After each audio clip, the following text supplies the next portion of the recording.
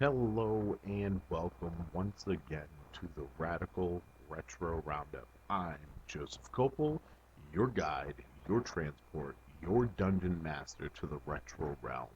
And here we are with part two of Rob and my discussion on WrestleMania, covering 1 through 31. And in the second part, we're going to talk about WrestleMania 15 to 31, and we talk a little bit about our predictions of what WrestleMania 32 are going to be, and the energy really carried over in both of these episodes since they were recorded at the same time, and I really put Rob through the ringer like I had spoke about in the last episode. 7 hours podcasting. We had talked about this subject alone for 4.5 hours, and it was a blast. I am glad that he agreed to do it, and I'm glad that it came off very well between us. So, like usual, let's talk about a couple podcasts that I've been listening to that I'm going to promote. Um, One is A Galaxy Far, Far Away. This is run by my buddy Jay Bartlett, and it's all Star Wars talk, hence A Galaxy Far, Far Away. Incredible podcast. He has a wealth of knowledge, and it is really fun to listen to him and his buddy really geek out. One of the other ones that I'm going to mention is part of the Forcecast network, and it's Galactic Top 40 Radio, and it's guy Kyle Winner, and he basically plays different Star Wars tracks in like a radio style format, and usually runs about 45 minutes to an hour. It's a really good show. Um, and then last but not least, I'm going to give a shout out to PlayStation Power, which is run by Greg Polander and George Vosper. George also does the Master System Masterpieces, and Greg does the SNES podcast. And the two of them together talking PlayStation is quite funny. They just recently covered Tony Hawk Pro Skater, and you could tell like it's something they loved, and they have very good chemistry together. So definitely check those out. Um, I guess time to move on. Like WrestleMania 20's tagline was, where it begins again. And let's hit that fine music from WrestleMania 20 and get.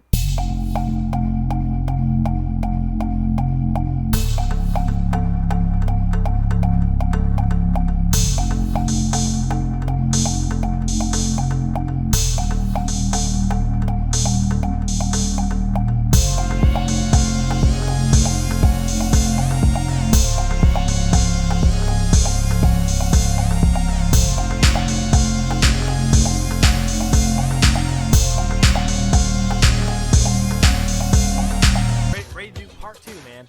Dude, I just got caught up with this hilarious app. So they have these different card trading apps out there that Topps does. They have Star Wars, baseball, basketball, football, all that stuff. Right. So Jay Bartlett and a bunch of us are in this group for a Star Wars card trader game, and one of the kids, I guess, got bored with the app, and he ended up downloading this app called Kitten Cards. Right. And it's literally you're drawing packs with like pictures of kittens. It's horrible. Oh man. Well, hey, what you could do is, you can have an epic kitten battle. That's right. Yeah. I mean, the winner gets the cutest kittens of all. Oh, that's basically the idea behind it. Oh, sweet. Well, I'll tell you what, man. This is like, you know what? We're having our own like Iron Man match right now. Absolutely. Yeah. Yeah.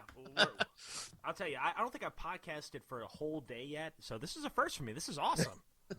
I posted up on the the Facebook. There we go. Oh yeah. And I was like, yeah, I'm putting Rob through the ringer. No, this is great. I'm having a blast. Oh, this is is awesome. Yeah. I'll tell you, this has been fun, and we have 15 more WrestleManias to go. I know. Now, granted, you're gonna have to help me out with oh gosh, around the 21 through 25 area, because like there was a point in time in the early 2000s where I just kind of quit watching, so might That's need to kind understandable. of rely on your expertise there. Not a problem. Oh, sweet. You'll have to All carry right. me like in a match. That's all right. I could have a match with a broomstick, right? There you go. That's Yeah. what they used to say about Shawn Michaels. Yeah. There you go. All right, so WrestleMania 15 from your hometown of Philadelphia. Oh yeah, yeah. So 15. That would have been 99. 99. 99. Yep. I don't remember who the main event was for that one. This main event was the first Rock Austin match. Ooh, so Stone Cold won the first one, I remember. Yes. I don't know who won the second. Was that The Rock who won the second one? No, Austin won the second one as well Oh. at WrestleMania 17.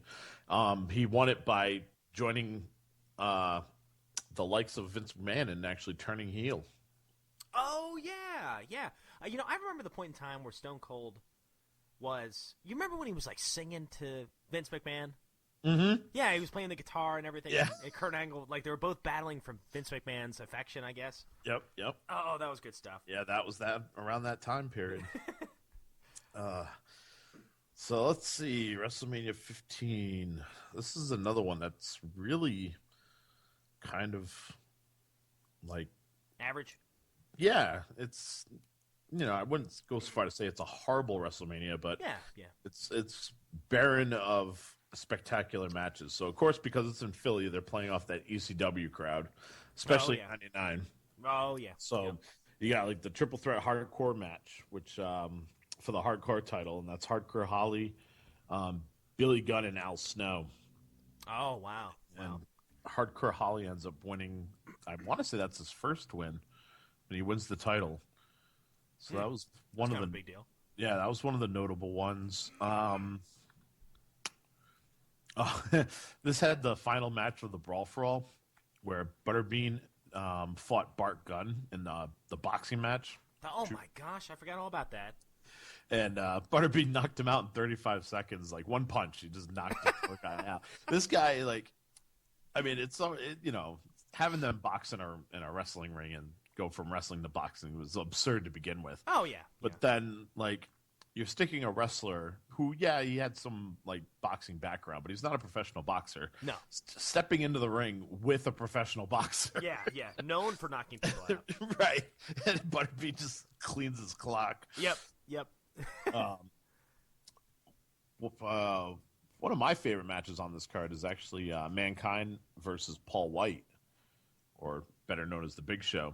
Oh, yeah. And the winner of this match got to be the special referee for the main event. So, of course, Mankind ends up winning and goes on to, so he thinks, main event. Referee the main event. There we go. Right. But Vince McMahon has other plans. He's a sinister man, that Vince McMahon. He is. It's so funny. My wife's a speech therapist or a speech pathologist. Uh-huh. And anytime I watch, like, some early wrestling stuff and she hears Vince McMahon's voice, and, of course, he's screaming and everything, she's like, Right. That can't be good for his vocal folds. Right. Like, she takes it, like, from a scientific approach, and she's like, I'm very worried about him. That's great. I said, honey, only you would think about that right now. This also had the infamous Hell in a Cell match with Undertaker and Big Boss Man, where at the end of the match, Big Boss Man was hung. Oh, yeah. I forgot about that. That was a WrestleMania match. I didn't know that. Yep. Wow. Jeez. And then, of course, Stone Cold versus The Rock. Mm-hmm. No disqualification. Vince McMahon tries to be the guest referee, but Shawn Michaels, who was playing the commissioner at the time, came out and went, not happening. Only I can appoint special referees, blah, blah, blah. They end up having a regular referee until that referee gets knocked out. I kind of forgot Shawn Michaels was the commissioner at that time. I did too. I thought he was gone. Like, I thought he was completely gone for, like, 6 years. Yeah. Wow, I didn't know that. Yeah, I only know this because I bought WWE 2K16, sorry, and I've been playing through Austin's career, which is like the story mode. and I just played this match last night. Oh wow, no kidding. So, yeah, so Vince gets thrown out. Basically said, "Yep, you're not Yeah, reffing." They have a regular ref. He comes down. Rock and Austin are all over the place. They're outside. They're going through tables. They're beating the crap out of each other because it's no disqualification. yeah. And somehow I can't remember exactly. I want to say the Rock bumps the ref, and the ref goes down, and Mankind ends up coming out with the ref shirt just as Austin drops the stunner on the Rock, and Mankind counts the 1, 2, 3. That's really cool. I mean, gosh, you got The Rock, you got Stone Cold and Mankind in one ring. That's special in itself, you know. I mean, if you're gonna have that WrestleMania moment, at least have it as a special guest referee. If you're not gonna, you know what I mean? Yeah. I mean, 3 icons, you know, in the ring at the same time like that, and that's pretty cool because, The Rock and Stone Cold. I mean, they were, both battling for number 1 supremacy in the Attitude Era. And quite possibly, 2 of some of the greatest performers to ever step in the ring. So It's a special place in time because never again, I don't think ever again, will you have basically two number 1 guys. Yeah. I don't think you'll ever have that ever. No, I agree. Yeah. This pay-per-view is also notable because it was the first WWE DVD release. Yep. I didn't know that. So That's a nice little tip. 1998. Wow, DVDs. Yeah. Nice. A couple of years ago, actually, I sold this DVD for quite a bit of money. Oh, hey, there you go.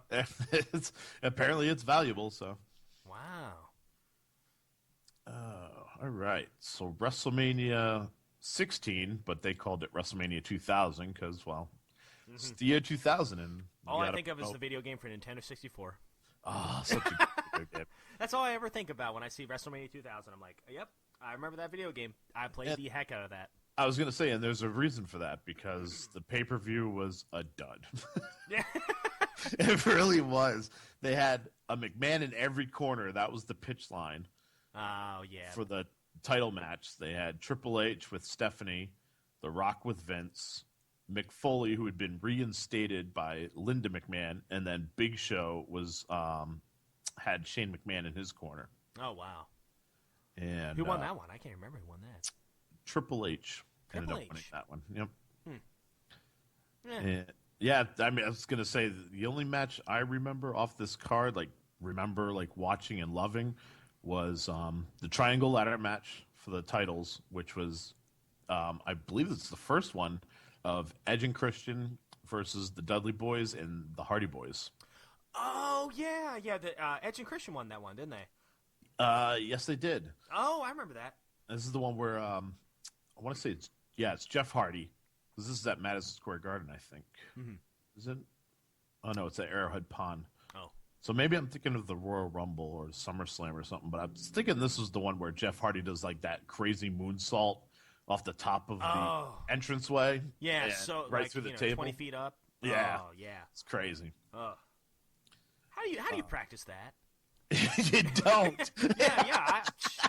I guess you just hope it works. You just cross your heart and hope that you don't break a neck. Yeah, no kidding. Jeez. And the other great match on this card was Chris Benoit versus Kurt Angle and Chris Jericho. Oh. It's a 2 out of 3 fall triple threat match for the Intercontinental title and European title. The first fall would be the Intercontinental title champion, and the second fall would go to they would become the European champion. Wow. I don't remember that match at all, but it sounds like a good lineup right there.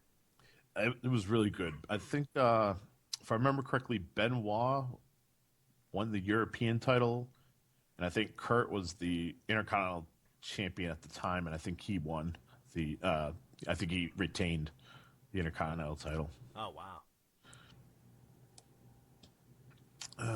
That was it for WrestleMania 2000, I think. That was it. Yeah, I can't think of anything else that... I don't remember that one at all, except for that Edge and Christian match. Yeah. It's the birth of TLC. Yeah. Really, what it's known for. Yeah. So, WrestleMania 17. I know this one. I was gonna say this is the return match with The Rock and Austin. Yep. Because I remember my dad, he would take us to Blockbuster a lot of times, and I didn't see this live, but I remember getting the VHS. I actually saved up my allowance and picked up the VHS, WrestleMania 17, and it was The Rock and Stone Cold on the front cover, and I loved it. I must have, because it was the first one I've actually worked to get. Yeah. And I remember watching it over and over, thinking it was the coolest thing in the world. But really, I don't remember any other match except for The Rock and Stone Cold. Well, once again, you had Edge and Christian and the Dudley Boys with the Hardy Boys doing a official TLC match. Oh, nice. Which Edge and Christian won. So Wow. 2 WrestleManias in a row, they won. Yeah, they're kind of a big deal. Yeah. This one had the wonderful gimmick battle royal, and it had all the old timers. Oh, yeah, was that the one where Doink shows up and a couple Yes. others? Yeah, and Hillbilly They Jim. had Doink. They had One Man Gang, the Goon. Oh, I remember them. Yeah, Iron Sheik ended up winning, and I remember Iron Sheik. He was having problems with his knees, so he was kind of wobbling to the ring. Yeah. And I remember Jerry the King Lawler made the comment, by the time Iron Sheik gets to the ring, the match is going to be over, or something like, oh, we'll be at WrestleMania 30 or something like that, Oh, poor Sheik. And of course, Sheik won the gimmick royal because it's Iron Sheik. He Yeah. starts the slaughter. It's hard to beat the camel clutch. This is actually the one of the first matches between Undertaker and Triple H. Ooh. Of course, it's Mania, so Undertaker won. Mm-hmm. Yep. Streak continues. This had Shane versus Vince for control of WCW. Oh, so this was around the whole Invasion angle. Yeah. Oh, yeah. I remember Invasion like pretty strongly because I remember, Austin was acting like a goofball, trying to, win Vince McMahon's affection and everything. And Yep. I remember Vince going, "I need the old Stone Cold," And I remember, he comes out there all fired up, beating up all these WCW guys, for Team WF. Mm-hmm. And then, he does something, where he sides with WCW. I remember.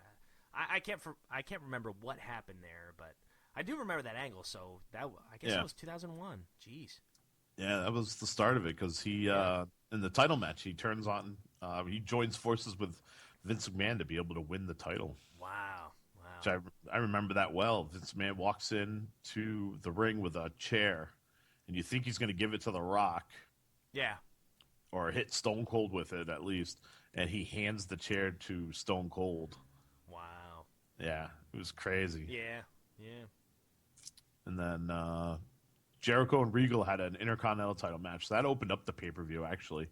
And that was a pretty good match. I mean, Regal's a solid technician to begin with. Yeah, So yeah. it's Jericho. And he's an English gentleman. Right. I was going to say, I remember the storyline because the storyline was basically Jericho had pissed in his tea. And Regal drank it and didn't know. That's pretty good. Gosh, I remember there was a point in time where Jericho was the man. I mean, he was the man in the early 2000s. I remember, was he the undisputed heavyweight champion? And he had another belt, too. The Intercontinental, maybe? Yeah, I was going to say, it's, what's it? It's the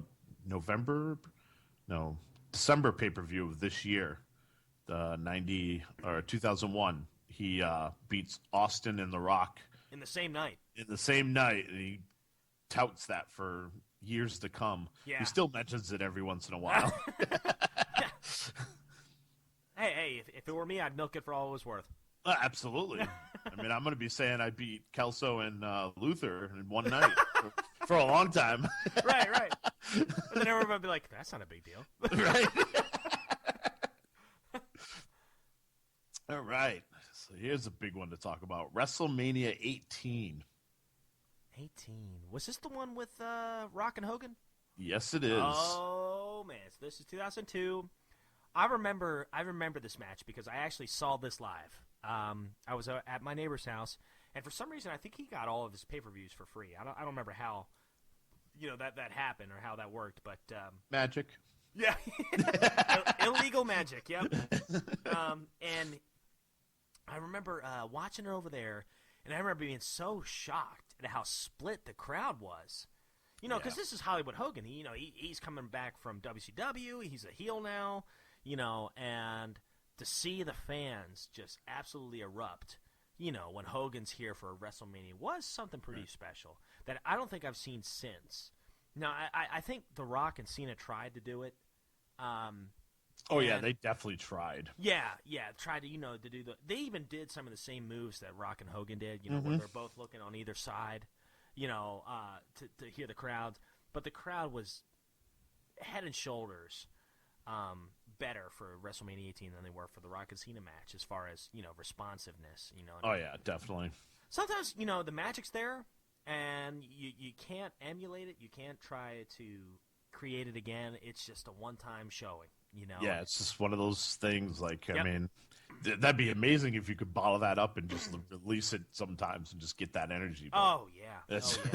yeah, because it was funny. I think John Cena, like in a press conference, said, or some kind of interview said, if you put that match on mute and you're not paying attention to the crowd, it's not much of a match. But yeah, you go ahead and you unmute it and you hear that crowd. That the crowd made that match. absolutely. But yeah, I can't remember anything else about that pay-per-view except for that match. Triple H made his triumphant return at the Royal Rumble beforehand. This is after he tore his quad. Oh, yeah. And they were talking about how he might never wrestle again and all that stuff. And he ended up coming back after the surgery, wins the Rumble, gets the chance to fight Jericho, and ends up beating Jericho for the title. Wow. Yeah. But yeah, I mean, other than that, it's, Austin and Scott Hall had a match, but I mean, it wasn't one of Austin's best matches, and Scott Hall looked horrible. Yeah. You know what I mean? Undertaker again wins. Mm-hmm. He fought Flair, which, could have been a great match, but it was literally a no disqualification match. Taker had tried to make it personal by attacking, like, Flair's family and all that other stuff because Flair didn't want to wrestle him. And, it was a weak execution. Mm-hmm. It's really what it comes down to. Right. In my opinion. And I feel bad for anybody who had to follow The Rock and, the Rock and Hogan match. I mean, how are you going to follow that and top it? Well, in interviews since, I mean, that's what Triple H and Jericho have both said. Like, how do you beat that? They didn't. They just went out there and did their thing and hoped that it was as good or, close to. Right. Yeah, I agree. All right, WrestleMania 19. Yeah, and this is where I kind of consider the cutoff. 2003, I had just moved to North Carolina, and I wasn't watching wrestling as much, but I was still kind of keeping up with it as far as, checking out the internet and seeing what was going on. This is where I was following Shawn Michaels and Shawn Michaels only. Like, for me, and I know this sounds horrible, but the only reason I would watch WrestleMania was Shawn Michaels, and that was like that for years because I was not into Cena, I was not into Batista. I was never a big Triple H fan. I respect him. I think he's a great wrestler. I think he's very talented, but I never really got into. I could never relate to his character.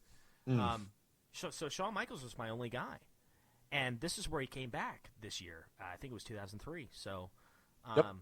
It was kind of cool to see him back, and when he came back, he didn't miss a beat. Like, it was like he never quit. If anything, it was even better. I was going to say, he had that return match with Triple H at SummerSlam. It was the non-sanctioned. They beat the crap out of each other, and, he pulled it out by the skin of his teeth. And this was really his return to form. Like, by this point, like, he was ripping and raring to go. And, I mean, this match is important also because, later on after WrestleMania 19, I want to say it was that November at Survivor Series is when Michaels ended up winning the World Heavyweight title. Yeah.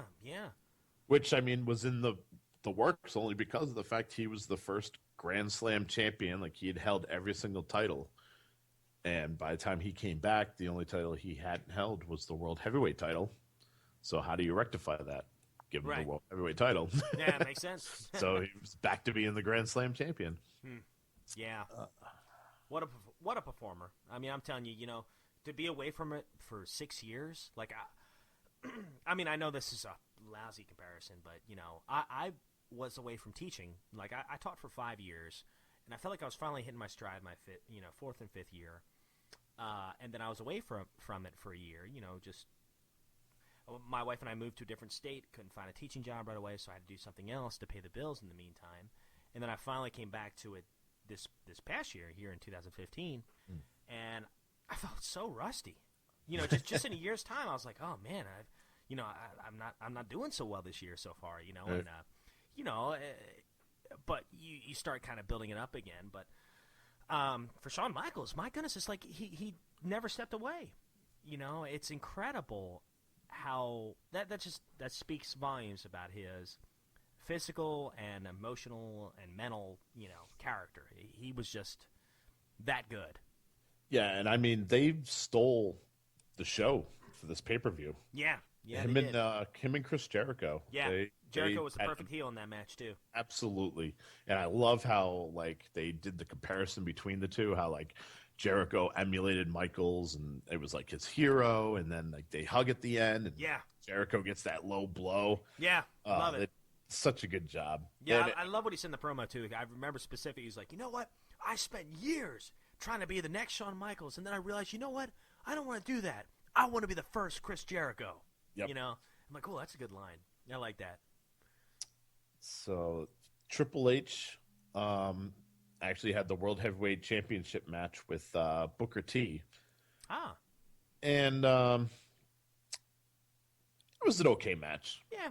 It was, Yeah, it was both are good wrestlers. I was going to say it was Evolution doing its thing. Evolution had started up at this time, so Ric Flair's with them at ringside and constantly, distracting the ref or, pulling Booker's leg, that sort of thing. So was Booker a face at this point? Booker was. Wow, no kidding. Because I remember when he came in, everyone hated him. Of course. Yeah, I he remember was, when he was feuded with- WCW. Yep, he was. So And he was feuding with The Rock for a while, and Rock was just ripping him to shreds in promos. I'm like, oh, Right. gosh. Poor Booker T. Hogan and Vince had a match on this card as well. I don't remember that match at all. I need to watch that. It wasn't bad. It was a real physical match. Oh. Hogan, of course, ends up, getting busted open and bleeding. You know what blows my mind? What's that? Vince McMahon is huge. That man is built. Yeah. You look at him, he's always in a business suit, and you're like, oh, he's not much. But then, you see him, with his business suit off, he's wearing a muscle T-shirt. That guy is ripped. And not only that, now think about this. Now he's always lifted weights. He's always been, trying to be one of the boys, so to say. Right. So even when he did commentary in the 80s and 90s in that suit jacket, there is that huge physique underneath that jacket. Yeah. That man worked out. Yeah. Must be nice. So on a sad note, this card actually features Austin's last match where he did the honors for The Rock. Oh. And The Rock finally pinned Austin, and Austin knew going into this match that this was it for him. This was his retirement match without saying it was his retirement match. Right. And you know what? For being in as much pain as he was with the neck and everything else, it reminds me of him and Michaels at WrestleMania 14. You could see that Austin was in pain, but the match that they put on, heck of a match, was injured, right? Yeah. And then the WWE Championship match was Brock Lesnar and Kurt Angle, and they had built Brock up throughout the entire year. Yeah. And Brock just destroyed Kurt, but almost ended his career when he tried to pull a moonsault off the top rope. Right. And landed right on his neck. Oof. It's looking pretty rough. I remember that match. All right. So that leads us to another anniversary show, WrestleMania 20. And this is where, I pretty much stopped watching altogether. And it wasn't on purpose. I just kind of lost. I was busier with other things. I think it was the year I graduated, and I just wasn't watching anymore. I don't, I remember the title match was Chris Benoit and Triple H. It was Chris Benoit, Triple H, and I want to say Shawn Michaels, but I don't want to say. Oh, wow. Yeah, it was Shawn I Michaels. missed that. Yeah. Jeez. And that match was incredible. Really? I got to see that. I've not seen that. Oh, absolutely. You got the WWE Network. Definitely look it up. I'm plugging the WWE for him. Yep. But yeah, Chris Benoit.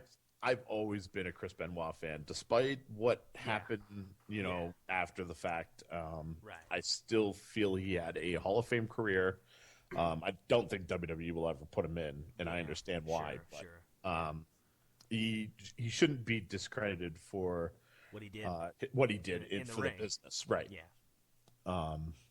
So he put on a hell of a match, defeating Triple H and Shawn Michaels. Which, I mean, Jericho can say whatever he wants, beating Rock and Austin in the same night.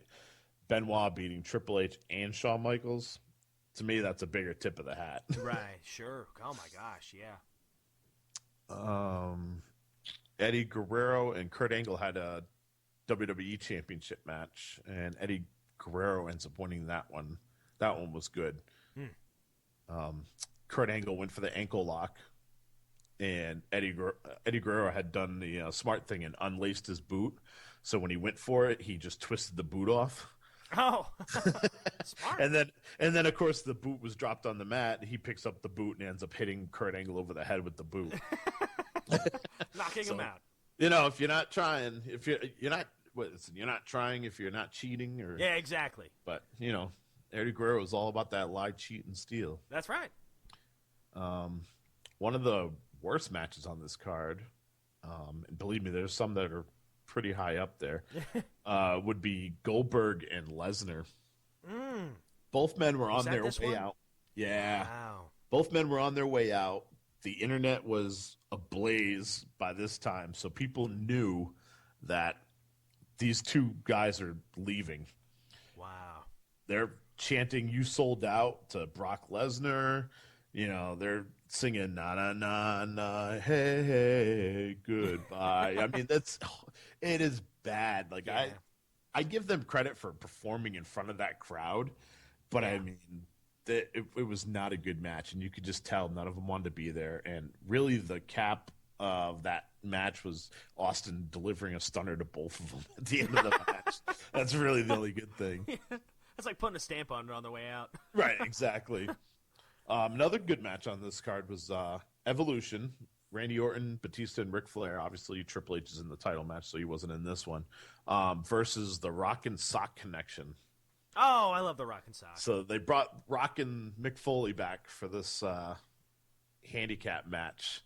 And I don't know. Like, I'm okay that Evolution won, but the Rock didn't look good. Like, you could tell he hadn't been in the ring for a while, or he just started hitting the ropes like a few weeks before. Right. And Mick Foley, once Mick Foley retired, I mean, he just kind of let himself go, which, right. That all power to him. He earned that.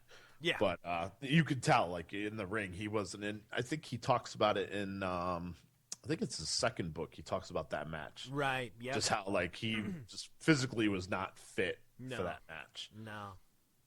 Or the match preceding this, which is him and Randy Orton in the street fight. Oh yeah, I forgot about that match. Yeah. Yeah. I forget what pay-per-view was that. That wasn't WrestleMania, was it? No, it was the one. It's the next pay-per-view, Backlash. Oh, okay. I got you.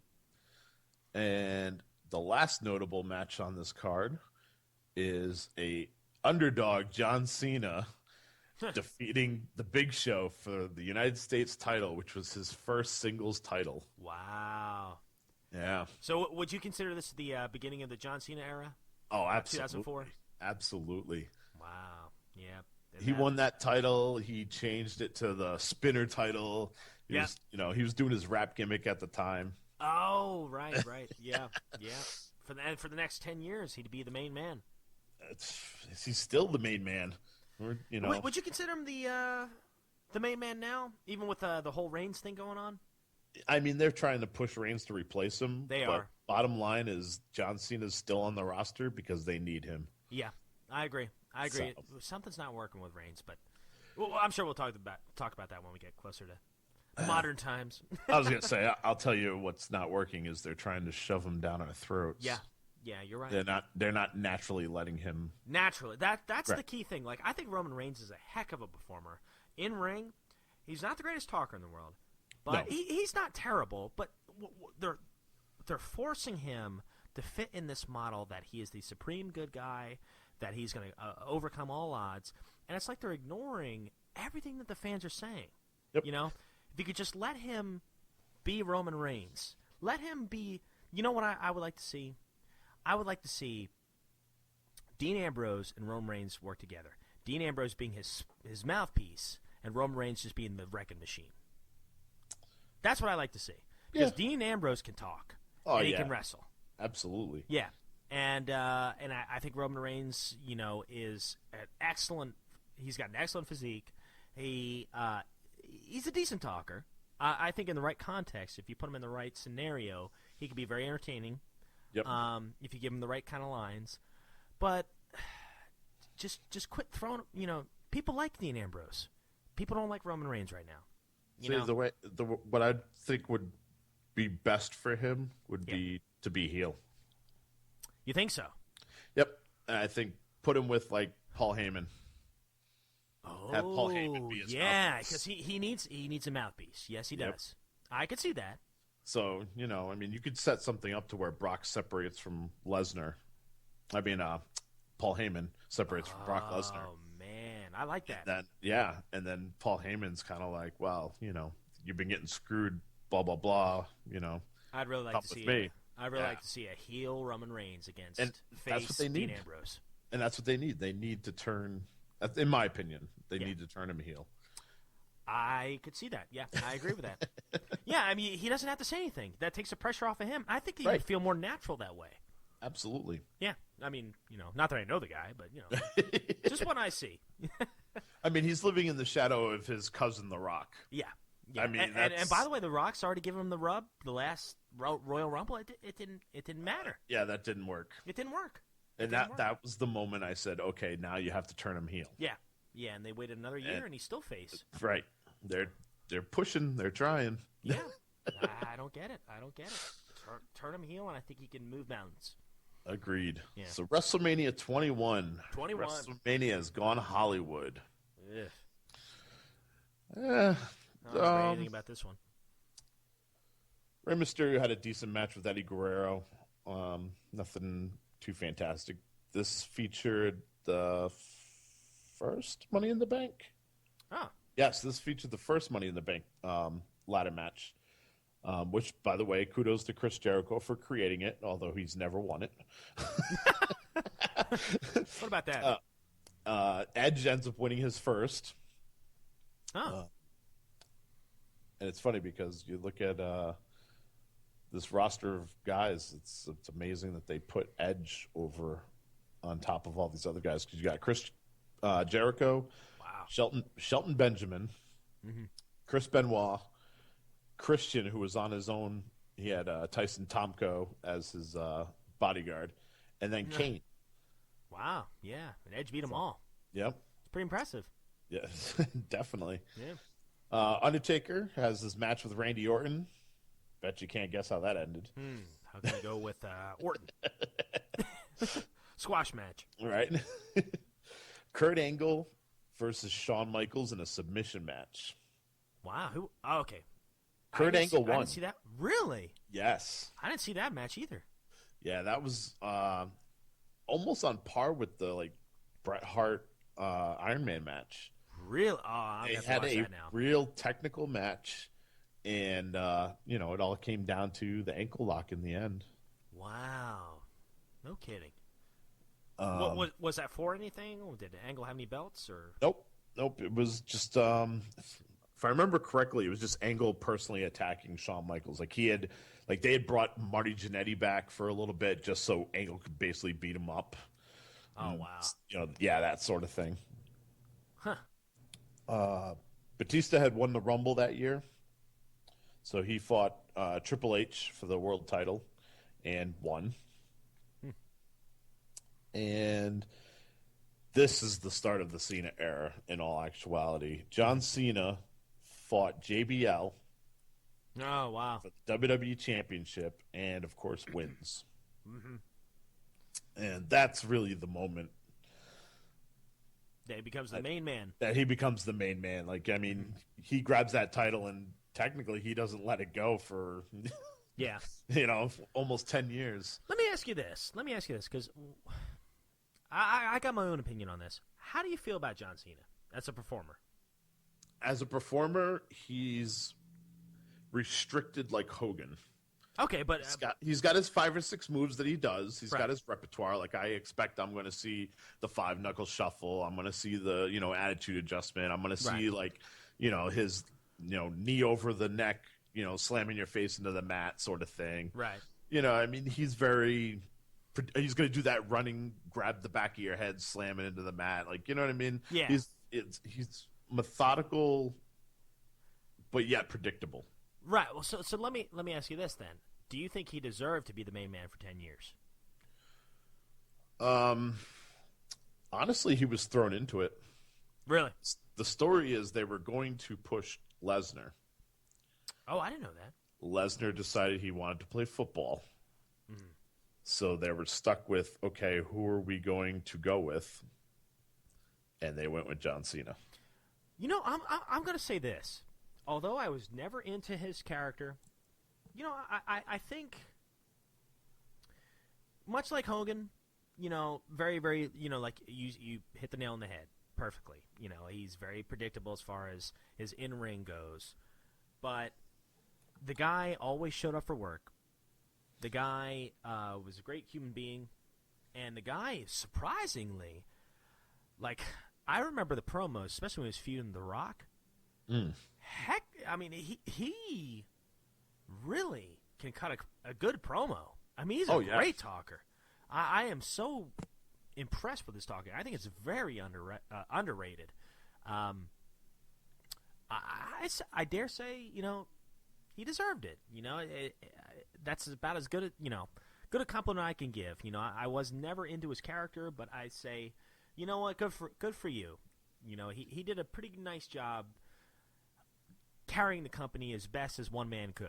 I was going to say, from all the stories that you hear, he is someone who understands the business. Mm-hmm.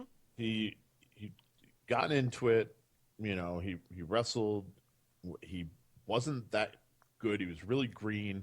He was constantly going to guys like Triple H and saying, "What can I do better?"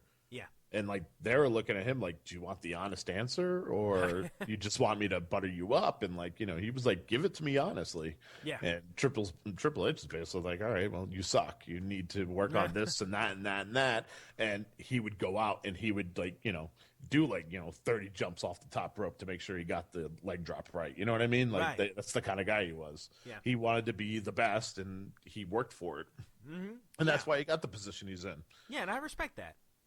I really do. I respect that, and I don't know. I like him for what he's done, and I like the fact that he's a very pro veterans and pro military. I really like that side of him, and I like what he does for the kids and the Make-A-Wish Foundation and stuff. So he's totally got my respect.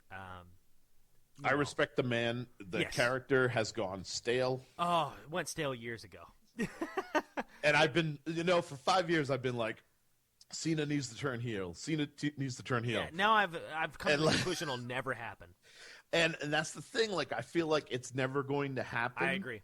Yeah. But, like, I don't know. Like, they have an opportunity now with him out with his shoulder surgery this time around. Like, you could bring him back and have him be heel. Yeah. It'd be so, great. like, I'm holding on to it still. It's a possibility. Yeah, it'd be great. But, gosh, all those little kids, they love him. Well, that's just it. That's just it. If they all start turning on him, then he would turn heel.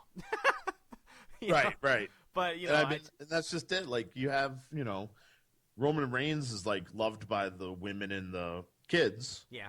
Like that's the demographic he's gotten, which is pretty much what they need. Which is But along with the Cena thing. right, I remember exactly. there was a point in time where everybody hated Cena, but he was the man. He was the man who always won. Absolutely. And then it became like a 50-50 thing, where, Right.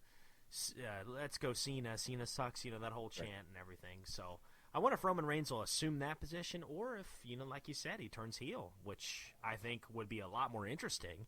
I think if he turns heel, pays his dues as a heel, and then does the babyface turn, and then starts ascending, I think he'd be much better off. Yeah. I mean, any character that wins over and over again is going to get stale, Yeah. but at least you have some time with it. Yeah. I would love to see like a Rocky Maivia situation. You know what? Exactly. Where Roman Reigns been stuffed down our throats for 2 years as a face, and then all of a sudden he just completely turns everything around and says, "You know what? You guys, you fans, you lousy fans Yep. are the reason that Yep. my career's in shambles," and just completely sells out. Exactly. Oh man, I would market it so much. Yeah, and he's got the look. He looks great. If you give him a mouthpiece, a snake in the grass like Paul Heyman, oh man, those two can move mountains together. That would be great. And then he feuds. You know what I'd love to see? Him turn on Dean Ambrose. Yes. Given the rub to Dean Ambrose being a face and Roman Reigns being the heel. Yes. Oh my God, the fire that would light, because the Yes. fans love Dean Ambrose. I love Dean Ambrose. He's one of my guys. I think he's a great talker. He's a great in-ring performer. He's a great face. Right. I really like him. And I just see Roman Reigns. Everyone's just like, oh, throwing him. Yeah. I just love to see something like that because I think that would really shake things up in the WWE right now. And WWE needs something. They do. Yeah, it's missing something. I think we got so much talent.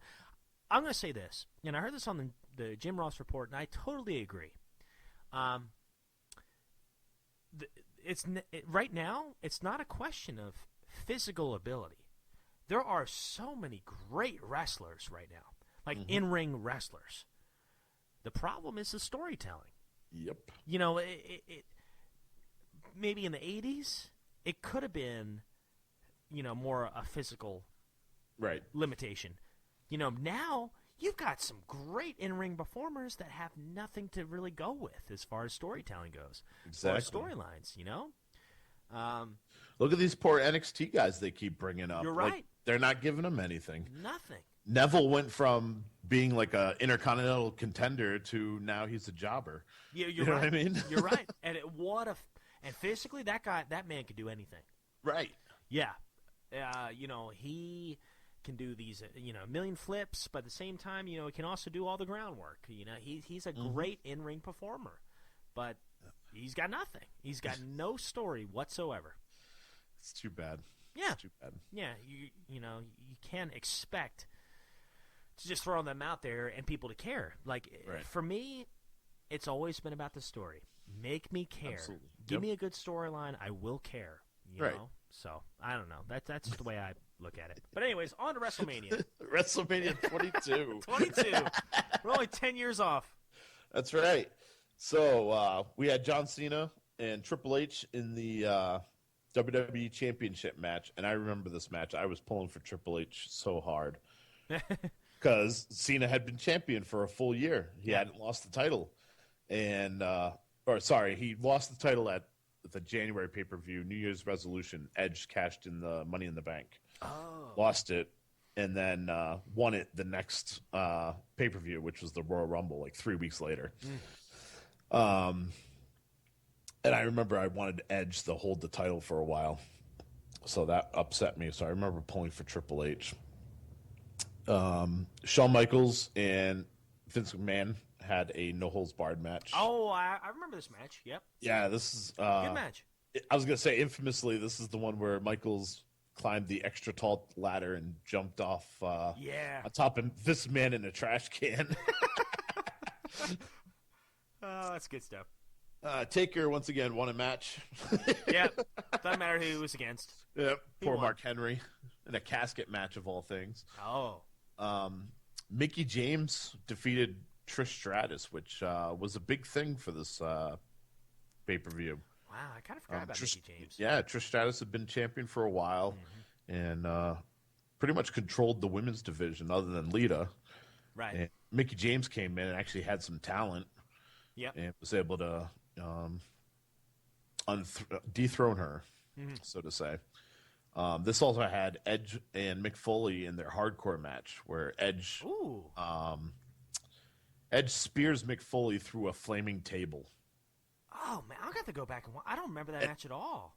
The end of that match, the look on Edge's face, one is like, I can't believe I just did that.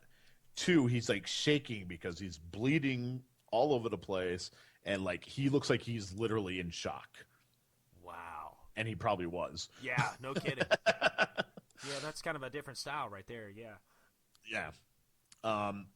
Money in the Bank shows up again. Rob Van Dam ends up winning, which he later uses this year, this particular year, to beat John Cena at the first ever ECW One Night Stand. I think that was the pay-per-view. Yeah. And that, he used that to launch the new ECW, which was horrible. Yeah, I was about to ask, is this the new or the old at this point? Yeah, at this point, it becomes the new ECW after WrestleMania. On Wednesday nights, I remember that. Yep. I mean, good for Paul Heyman, being able to kind of do something with that, and that gave CM Punk a platform to become who he became. Yeah, but, yeah, that's right. Yeah, I remember that. Yeah, that was rough. Yeah, I mean, it was basically like a SmackDown show. Yeah, basically. It really was, because everything that ECW represented in the late '90s and the early 2000s was gone. Yeah, they couldn't do it. They couldn't. Yeah, I mean, you were on a much bigger stage, you're on a much bigger platform, and you can't blame Paul Heyman for trying. That's a great idea. Heck yeah, if you could keep your company going on a bigger platform, why wouldn't you take that opportunity? Yeah. But with that comes so many limitations from censorship and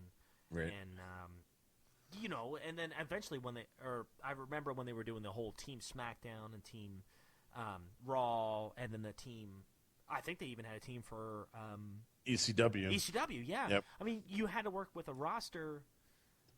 You didn't have the hardcore legends so much anymore. You just had, half of the WWE roster now. So. Yeah, you had RVD, Sabu, and I want to say there was like one other. Oh, Tommy Dreamer and Sandman. That's it. That's your whole roster right there. And occasionally Balls Mahoney would show up. Yeah. You know what I mean? And like Axel Rotten. You know what I mean? Like right.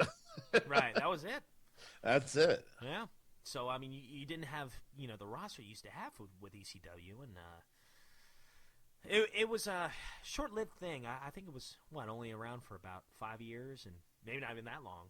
And it was, yeah, it was done. I'm just gonna ballpark. I'd say maybe 2 years. Oh wow, yeah, I was. Yeah, it wasn't around long. No, it really wasn't. I do remember it though. Like I remember buying a pay-per-view off of it, and yeah, it was one where I remember it was like a Christmas show, and I remember like the poster for the preview was Sandman with his like kendo stick, sticking out of a chimney. Yeah, holding a. And that's all I remember. And I remember. So you're talking about the run of the original ECW? Oh, was that in the original? Yeah, that's an original ECW. Oh, well, heck, I thought that was a new one. Yeah, nothing wrong with that. Original ECW, we could talk about. That's good stuff. Yeah, right.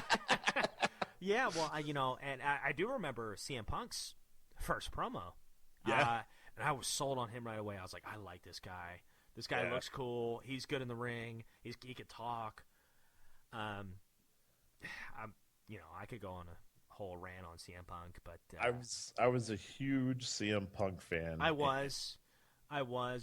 As of late, with everything, like he really soured me. Me too. I feel the same way. Like I used to think. I mean, based on my impressions of him, I thought he was a good person. Right. I always pulled for wrestlers that were also good human beings outside of the ring. Right. Like those were the guys I rooted for. Like I'm trying to think, like Roddy Piper.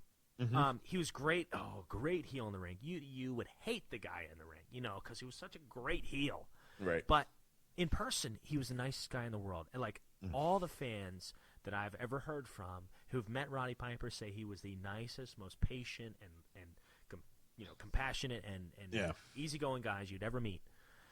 So I kind of had that same vibe about CM Punk. I was like, oh, this guy seems like a nice guy. He's straight edge. He's not doing all the drugs and all these things. And he's good in the ring. He's different.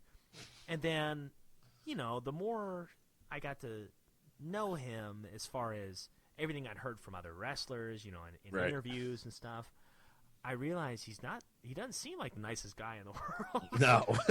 And, I think it was around 2010 or 2011. I was just like, okay, I respect him. It was almost like a Cena kind of approach. Right, I right. respect him, but, he's not my guy. Right. I really respect what he did. I thought he was great. And the guy can talk. Absolutely. That guy can talk. Excellent promo guy. But he's just not my guy. So, but, who am I? I'm just a Joe Schmo, you know what I'm saying? Yeah, but you're the guy on the podcast. We're talking WrestleMania. Yeah, yeah, Gotta that's have right. some knowledge. Right. Back to WrestleMania. So WrestleMania 22, we have another Money in the Bank ladder match, which Mr. Kennedy ends up winning, but down the line, I remember after this pay-per-view, Edge ends up beating him in a singles match to claim the briefcase for his own, which he ends up cashing in. I want to say on Undertaker. I want to say that's how that went. It's been a while. Yeah, okay. I'm not a guru. Me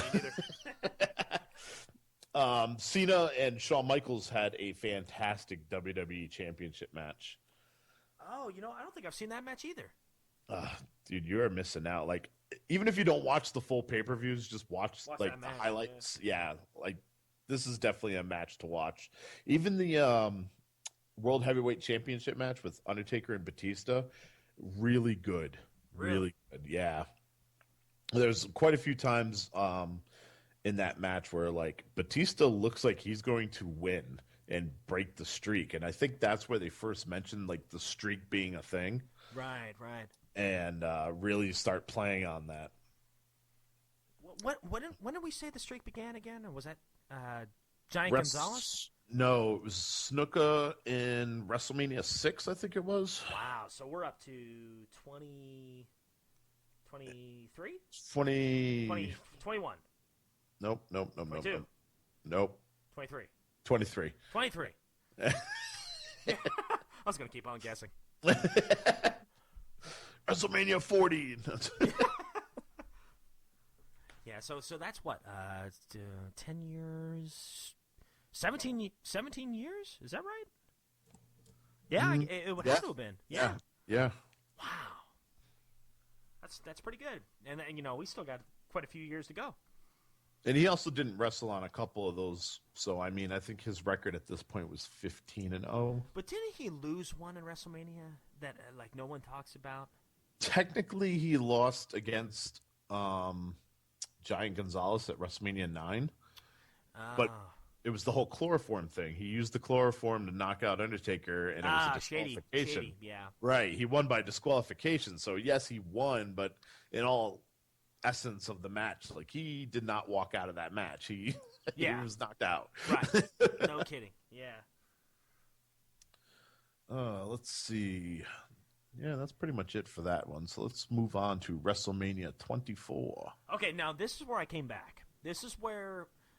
this is a good pay-per-view to come back to. Yeah, because I remember it. I remember the main thing I remember is actually right before. I do remember Ric Flair and Shawn Michaels cutting promos on each other, and I was like, "Oh, this ought to be good." And I remember watching that pay-per-view. So that was around. I remember I was finished. I was just about finished with college. Like I had one more semester to go. So I'm gonna guess this was around 2007 or 2008. When this was going on, because I remember watching the match and only having a couple more weeks to go of school.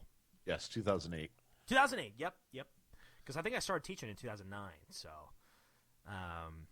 yeah, great match between those two. Yeah, I mean, I'm a grown man, and I'll admit that almost every time I watch that match, at the very end, after Michaels gets set up for the sweet chin And he music, goes, "I'm sorry." he goes, "I'm sorry, I love you," Yeah. and kicks Ric Flair in the face, pins him 1, 2, 3, grabs him by the forehead, kisses him, and like walks out of the ring right away. Yep. Like I want to cry every single time I see it. That's a cool. That's a Because cool it's moment. respect. It It's is respect. You know. It's the ultimate respect. Yep. Yeah. I mean, you have two legends in the ring, and Arguably the two best ever. yeah, yeah, I can see that. Yep, absolutely. And Shawn Michaels, you know, he gets right out of there so Ric Flair can have his moment. And I just, what a cool thing. And Ric Flair is bawling like a baby. I remember.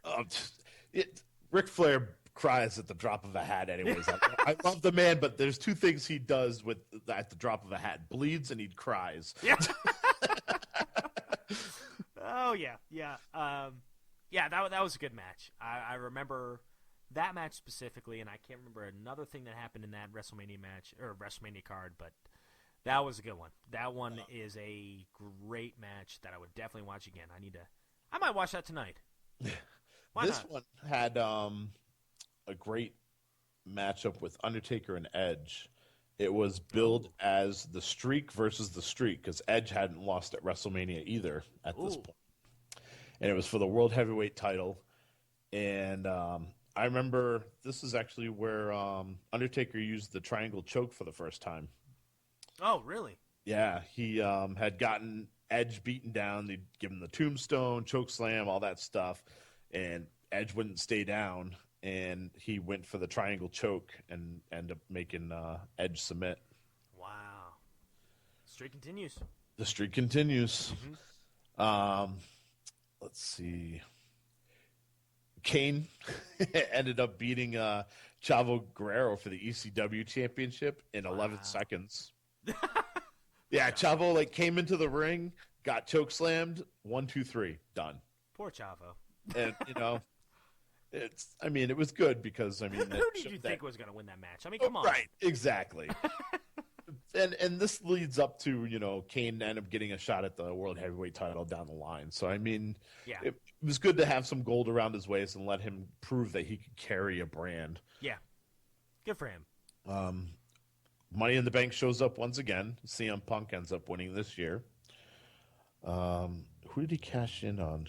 It was someone on SmackDown because he ends up winning the World Heavyweight title. I just can't remember who he cashed. Now, at this point, is he a face or is he a heel now? Punk's always been like that gray area. Yeah. Well, I know when he went. I know when he went. What was that society he started? Straight Edge Society. Straight Edge Society. You could pretty much consider him a heel then. Yeah, he was basically a heel because, you know, no one wants to be told what to do. Is what it comes down to. Yeah, he was like a cult. He was basically like a cult leader at that point, you know. So, but I can't remember. Like my timeline there is a little fuzzy. I can't remember when that is. I really wish I could remember offhand. Yeah, I can't either. Yeah. Trying to think of what else was great on this card. Oh, we got Floyd Mayweather knocking out the Big Show. Oh yeah. I remember he like broke his nose. Yeah, that was the pay-per-view before. Yeah. Oh, okay, I got you. The crowd and broke the Big Show's nose. Yeah. That was a rough looking punch. He didn't pull it there. No, he didn't pull it, and that's the thing. He didn't, you know. And it's funny because I've seen interviews with Big Show where he's like, "Yeah, I wasn't mad at him. You know, it happens because he's not trained." This is exactly what he said. Yeah, I was gonna say. Trained. Right. Well, I was like, was that a work or was that like real or? It looked like a real punch. I was like, dang. Yeah. And then they had the triple threat match with Randy Orton, John Cena, and Triple H. And Randy Orton ends up winning that match. Now, are you a Randy Orton guy? I was when he was heel with Evolution. Mm-hmm. I feel Orton is very one-dimensional. I agree. And with that being said, he became more stale than John Cena quicker. And you know, that's so funny you mentioned that because, like, I look at him as the heel side of John Cena. You know, like, he is everything John Cena is in the heel version. Like he is the exact. He has the same exact match all the time. I don't think he's a bad wrestler. I think he's a pretty good wrestler. Oh no, he's a great wrestler. Yeah, he's yeah. very gifted. I think he's a good talker too. But He makes it look so easy. Yeah, I'm not into him. I never was. I just can't get into that character. For me, once again, it's all about story. And I never really liked any of the storylines he was in except for early Evolution stuff. Remember when he was the Legend Killer? Yes. I kind of like that. I did, because he was the guy you love to hate. Yeah, absolutely. Yeah, when he beat Piper up, and there was a couple other wrestlers he beat. Yeah, that's what led to that WrestleMania match at 20 versus the Rock and Sock Connection. Yeah, right. That's why Rock and Sock had to go down and lose, because he was the Legend Killer, and they were running with that. Right, yep. I remember that. But, yeah, I just never could get into him, especially, the last 2 or 3 years. Right. All right. WrestleMania 25. 25. Oh, I know this one. So we're 25 years in, 25th anniversary of WrestleMania.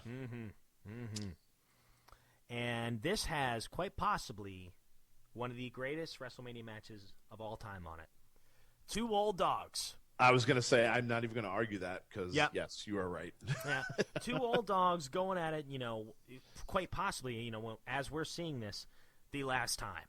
In context, we didn't know there was going to be a follow-up match. We thought this might be the last time, the only time we ever see anything like this. And this was The Undertaker and Shawn Michaels. The first match between the two. And wow. Well, the first match between the two at WrestleMania. Well, at WrestleMania, yeah. Right. And this is another one of those where it's like, it was the unspoken streak versus the streak, because, yes, Shawn Michaels had lost at WrestleMania, but Shawn Michaels is known as Mr. WrestleMania. Mr. WrestleMania. He's the He turns it up. He pulls out all the stops. Yeah. So who's gonna be that guy to defeat Undertaker? It's got to be Shawn Michaels. Right. Who equally, outside of WrestleMania, was just as big as The Undertaker, if not even bigger. Absolutely. Yeah, this is Shawn Michaels, going against The Undertaker. Two very, very highly respected guys. And wow, what a match. The crowd was into it. It was like, it was like the crowd from WrestleMania 18.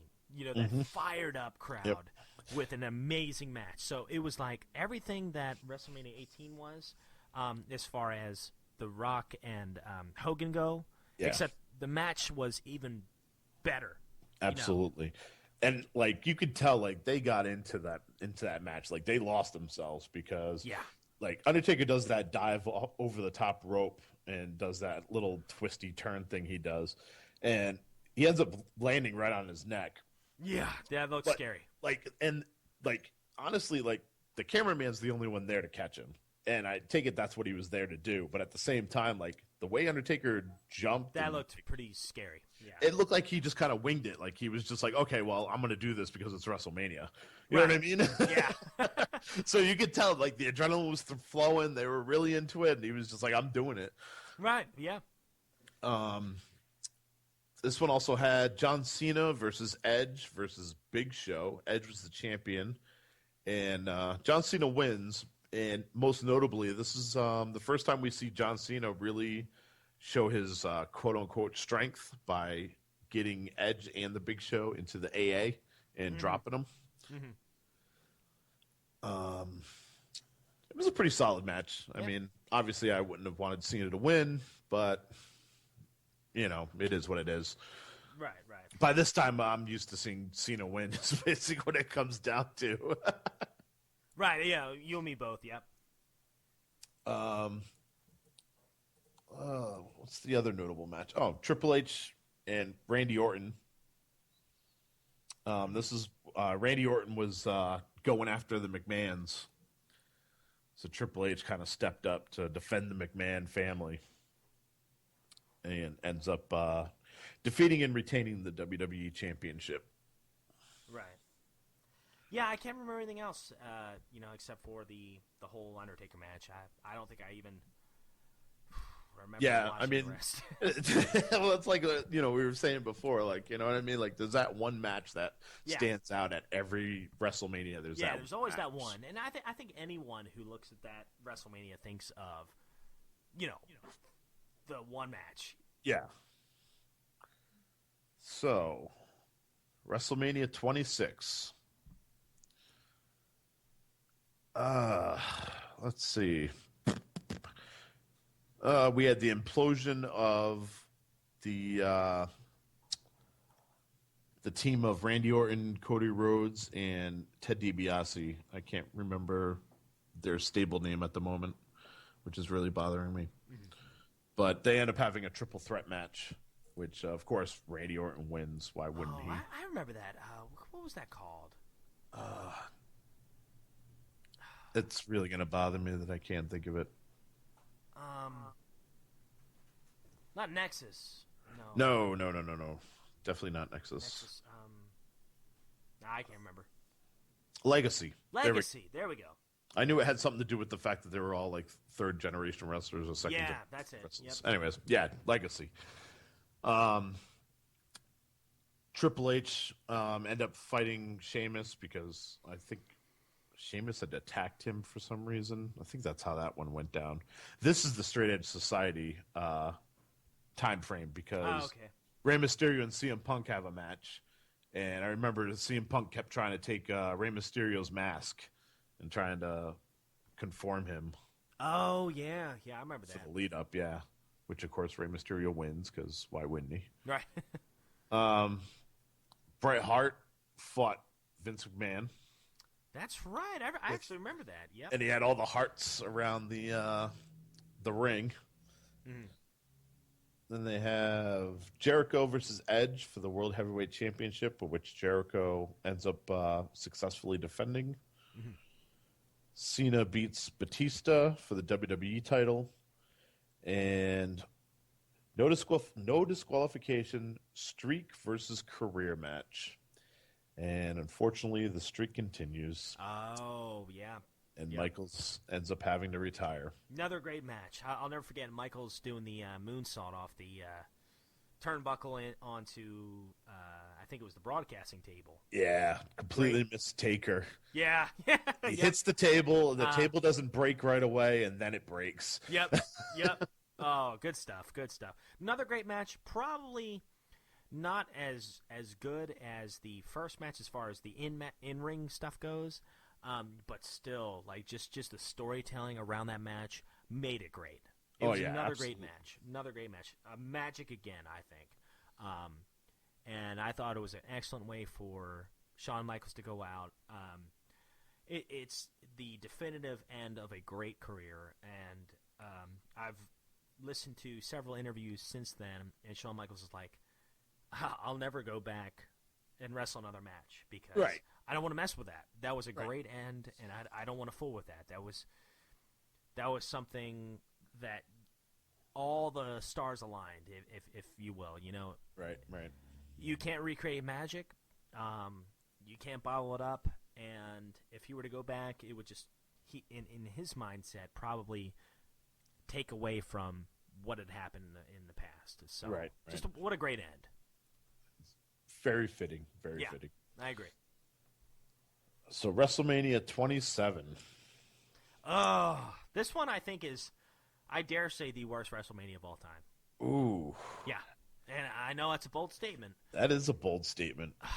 I hated this WrestleMania. I'm not going to say I liked it. That's for sure. Right. I will say Sheamus and Daniel Bryan having the was that the shortest match? No, that's I think the following year. Oh, okay. They end up having the United States title match. It was a dark match. I want to say it was like the pre-show match, and it ended in a no contest because they got out and all the lumberjacks end up fighting each other. Yeah, I remember. And there's basically turns into a battle royal and it was ridiculous. The World Heavyweight title match with Edge and Del Rio, because Del Rio had won the Rumble that year. Mm-hmm. And Edge wins, but we would find out later on that this was his last match. Yeah. Because his neck had finally given up on him. Mm-hmm. The title match. Wasn't that the one where Miz Yeah, the won? Miz John Cena. Yep, Yeah. I was a big Miz fan. Oh, were you? Okay. Yeah, Wow. when the Miz that November before WrestleMania, Miz cashed in Money in the Bank and ended up taking out Randy Orton to win the title. I was like, here's a guy. He's got full of character. He's full of character. He's got some in ring ability that obviously needs work. But Yeah. Well, sure. he's Yeah. got a character that you can latch onto. You know what I mean? Like He was a good talker. Yeah. yeah, he was a good heel, and I really felt that they should have ran with him a little more. And I feel like he was more or less a placeholder for John Cena to be able to eventually get the title back and set up the Rock Cena Right. main event for next year's WrestleMania. Yeah. You know, it is what it is. Other than that, Taker and Triple H had their first of two matches. Oh, yeah. Okay, I forgot This- about that match. And this is a pretty good match. Yeah, it wasn't a bad match. I remember that. And the whole reason they had the second match was because of the way this one ended. Triple H lost, but he walked out. It was able to walk to the back while Undertaker had to be stretchered out. Yeah. And he'd literally laid it all in the ring. Yeah. So you know what? I think You know I have to agree with you. This probably is one of the one of the more recent weakest WrestleManias. You know, you know what? I forgot about that match. I remember that match being particularly good. I wasn't a huge Miz fan, although I acknowledge that I would take. I like Miz more than I like Batista. I mean, I think he's a better talker than Batista was. I think he's a good heel. But I just remember the card on there not being that great, but I forgot all about the Undertaker match. And I shouldn't say that's the worst one. I really don't know which one is my least favorite so far, but that is one of the weaker ones. Not going to argue with you. Yeah. All right. WrestleMania 28. 28. Once in a lifetime, so they told us. Yeah. Once in a lifetime. Uh-huh. Yep, twice over. So we get Rock and John Cena just because. No reason. Yep. No stipulation. No title on the line. Just to try to recapture that Rock Hogan feel. Right. That's exactly what I thought of. When The Rock came back and they were doing the whole promos against each other, it was cool, but I felt like it was forced. You know what I'm saying? It was okay, but you could tell The Rock had not been in a ring or cutting promos on anybody in a long time. Long time. Yeah. Like he latched on to like that Fruity Pebbles thing. Yeah.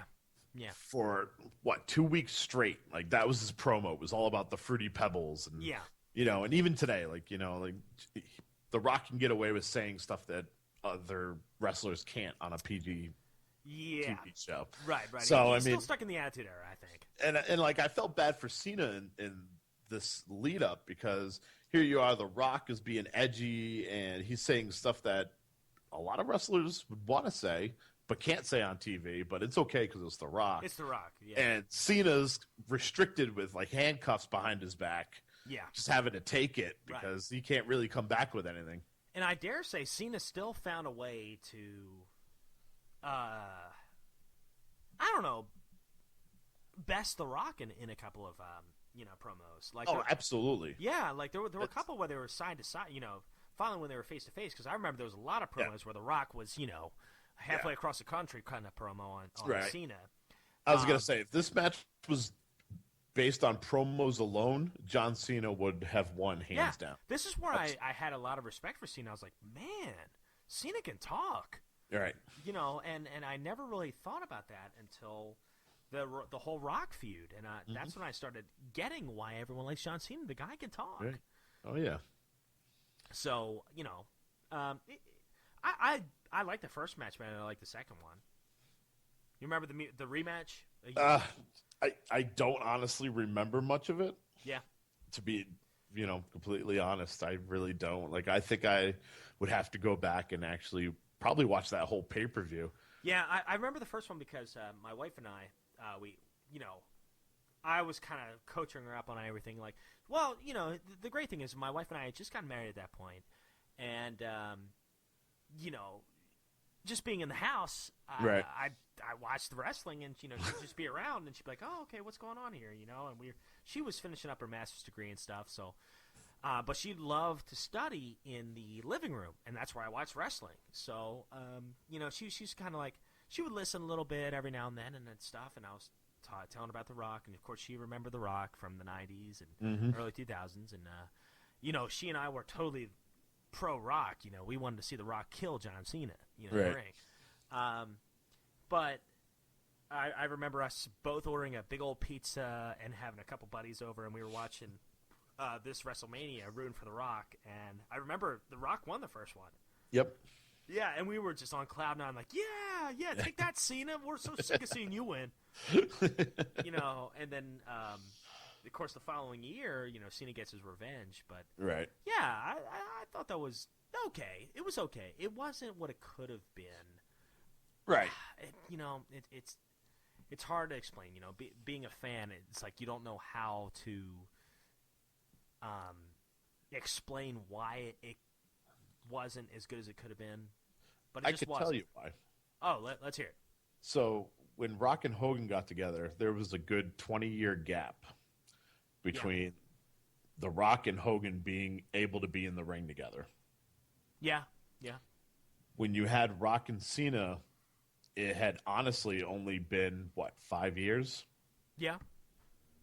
There's just not that much of a gap to where you could be like, oh, Rock is this mythical legend, and John Cena has proved himself to be this legend himself. And not to mention, The Rock had been cutting cutting promos on Cena for like a year. Right. You know, in advance. So you had this huge build-up. You know. It couldn't reach expectations. Yeah. They built it up. It was like, dare I say, Star Wars Episode 1, Phantom Menace. They built the expectations up so high that it could not be fulfilled. No way it could have. Yeah. No. I agree with that. That's a good way to put it. So we also got the championship match with John Cena, CM Punk and Chris Jericho. And that was a good match. I remember that story. Yeah. Mm-hmm. If CM Punk had been disqualified, he would lose the championship. And this is in his run to hold the title for a year straight, which he, of course, beats Chris Jericho to continue on. Good match. I really like that. That was match. a really good match. Sheamus defeats Daniel Bryan for the World Heavyweight title in 18 seconds. That's when Daniel Bryan was a heel, and I thought he was a great heel. Yeah, and he got the kiss from AJ and turned around to a big boot to the face, That was which great. instantly made Sheamus a heel, which is great. Yep. And then we have Undertaker and Triple H, Hell in a Cell. This is the second match. Shawn Michaels, Shawn Michaels is the second as the special guest referee. Great match. And this match did everything you would want. Yep. And it ended perfectly. And as I want to say JR was doing commentary, said it's an end of an era. Yeah, and it really was. Yeah. It was. You've got, I loved at the very end, and it was great. The match itself was great because I remember there was a lot of kickouts. I remember that, and the fans were just like on their feet. But at the very end, Undertaker, Triple H, and Shawn Michaels, they're all about to walk back in, and they stand at the apron, and they all turn to the crowd and they bow. Yeah. And I thought that was really cool because there is an end of an era because we've not seen anything since then, from those three. So, I thought that was a good match. All right. WrestleMania 29. 29, getting close. They said once in a lifetime, but yet here we are. Yeah. Rock twice. and Cena, part 2. So, Rock ended up beating CM Punk at the Royal Rumble pay-per-view to capture the WWE title. And it was all for John Cena to seek and get his revenge on The Rock and recapture the title. Right. And that match, I heard that The Rock got injured in that match. Yeah, but I mean, the match was subpar to begin with. It was chokeholds and rest holds the entire time, and I was so disappointed. The first match was far better than the second match was. Yes, absolutely. Yeah.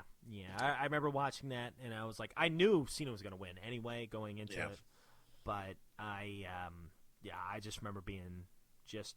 I knew something was up because The Rock wasn't doing anything. Like, he wasn't doing any offense, and I was like, what's wrong with him? And then I found out later, like the day after, The Rock suffered an injury during the match and blah, blah, blah. I thought it was a work at the time. I was like, oh, well, maybe there's going to be more story angles on it. But no, apparently he really was hurt. So we also got Triple H versus Brock Lesnar. Yeah, it was a pretty good match. I remember that. It was an all right match. Yeah. I mean, you got involvement from both physical involvement from Shawn Michaels and Paul Heyman. Triple H coming out on top. It was pretty good. I think this is the one where Brock Lesnar had that what's the Kimura lock? He had it on Triple H for quite a while. Oh, yeah. So wasn't there one where he broke somebody's arm? Was that Shawn Michaels where he broke his arm? No, that was Triple H, and I want to say that was the SummerSlam before this WrestleMania. Oh, okay, I got you.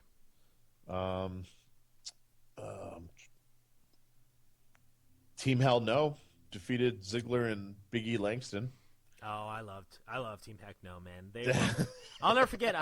It was really cool because Kane came to our area in Knoxville because he, I think, what's his name? I forget his real name. I'm horrible, but he was doing a fundraiser for our church, and he came in, and I got to shake his hand, and I said, this is like after Team Heck No had disbanded or whatever. Right. I said, man, when are you ever going to get back with Daniel Bryan? I said, I love you guys together. He's like, I don't know. I hate that guy. Like, he stayed in character perfectly. That's awesome. I was like, I got to shake your hand. I got a picture with Kane. Like right after I asked that question, I'll have to show you that picture. But that's awesome. Really, really, Glenn. That's his name. Glenn. Yeah, something. Glenn Jacobs. Glenn Jacobs. Yes, thank you. There we go. And just the nicest guy that was there, and he stayed the whole time with our church, kind of doing this food drive for all the homeless around the area. Nice. It was really cool. Really That's cool stuff. So, just class act all the way. But I remember it was right around that time. It was like right after Team Hell No broke up. Yeah. That's great. So another great match they had on this card was The Shield. Dean Ambrose, Seth Rollins, and Roman Reigns, who were rookies still. Yeah. They were taking on the Big Show, Randy Orton, and Sheamus, and of course the Shield dominated. Yeah, I love the Shield. Now, even after the fact, like I think three incredible athletes and performers. I really do. Like, I know Roman Reigns is getting a lot of crap right now, but I think in ring he's a great performer. He just needs the right story. I think Dean Ambrose has already proved himself, and I know Seth Rollins has already proved himself. Yeah, if anybody had any doubt about Ambrose, watch those matches with Kevin Owens. Yeah, I agree. There. I agree. Yep. And you're right. Rollins has proven himself. Oh, my gosh. If he hadn't got hurt, he'd still be the WWE champion. I love it because my girlfriend, she gets very into it. And like, she's a wrestling fan, too? She tries to kayfabe it. She kayfabes it all the time. And, like, she's always like, oh, I hate Seth Rollins. He's such a, Yeah, right. And I'm like, he's playing a character. And she'd be like, I don't care. I don't like him. And, yeah. He's a and weasel. I'm like, he's amazing. Like, you know what I mean? Like, he's such a great athlete. And she's like, oh, no, you can't like him. And that's why she's, like, a big Roman Reigns fan. Because WWE tells you to be a good Roman Reigns fan. Right. Plus, he's cute. He's got eyes. Yeah. He's dreamy. Yeah, must be nice. All right. WrestleMania 30. 30, all right. We're getting there, buddy. We're getting there. We're in the home stretch, man. Gosh, I know. I was going to say, these newer ones, there's not too much shining matches. No. So, WrestleMania 30 was big because... this is the one. This is the one, man. This is the one where Daniel Bryan gets his comeuppance. He beats Triple H for a chance at the World Heavyweight title at the end of the night. Yep. This is also the one where who gets beaten.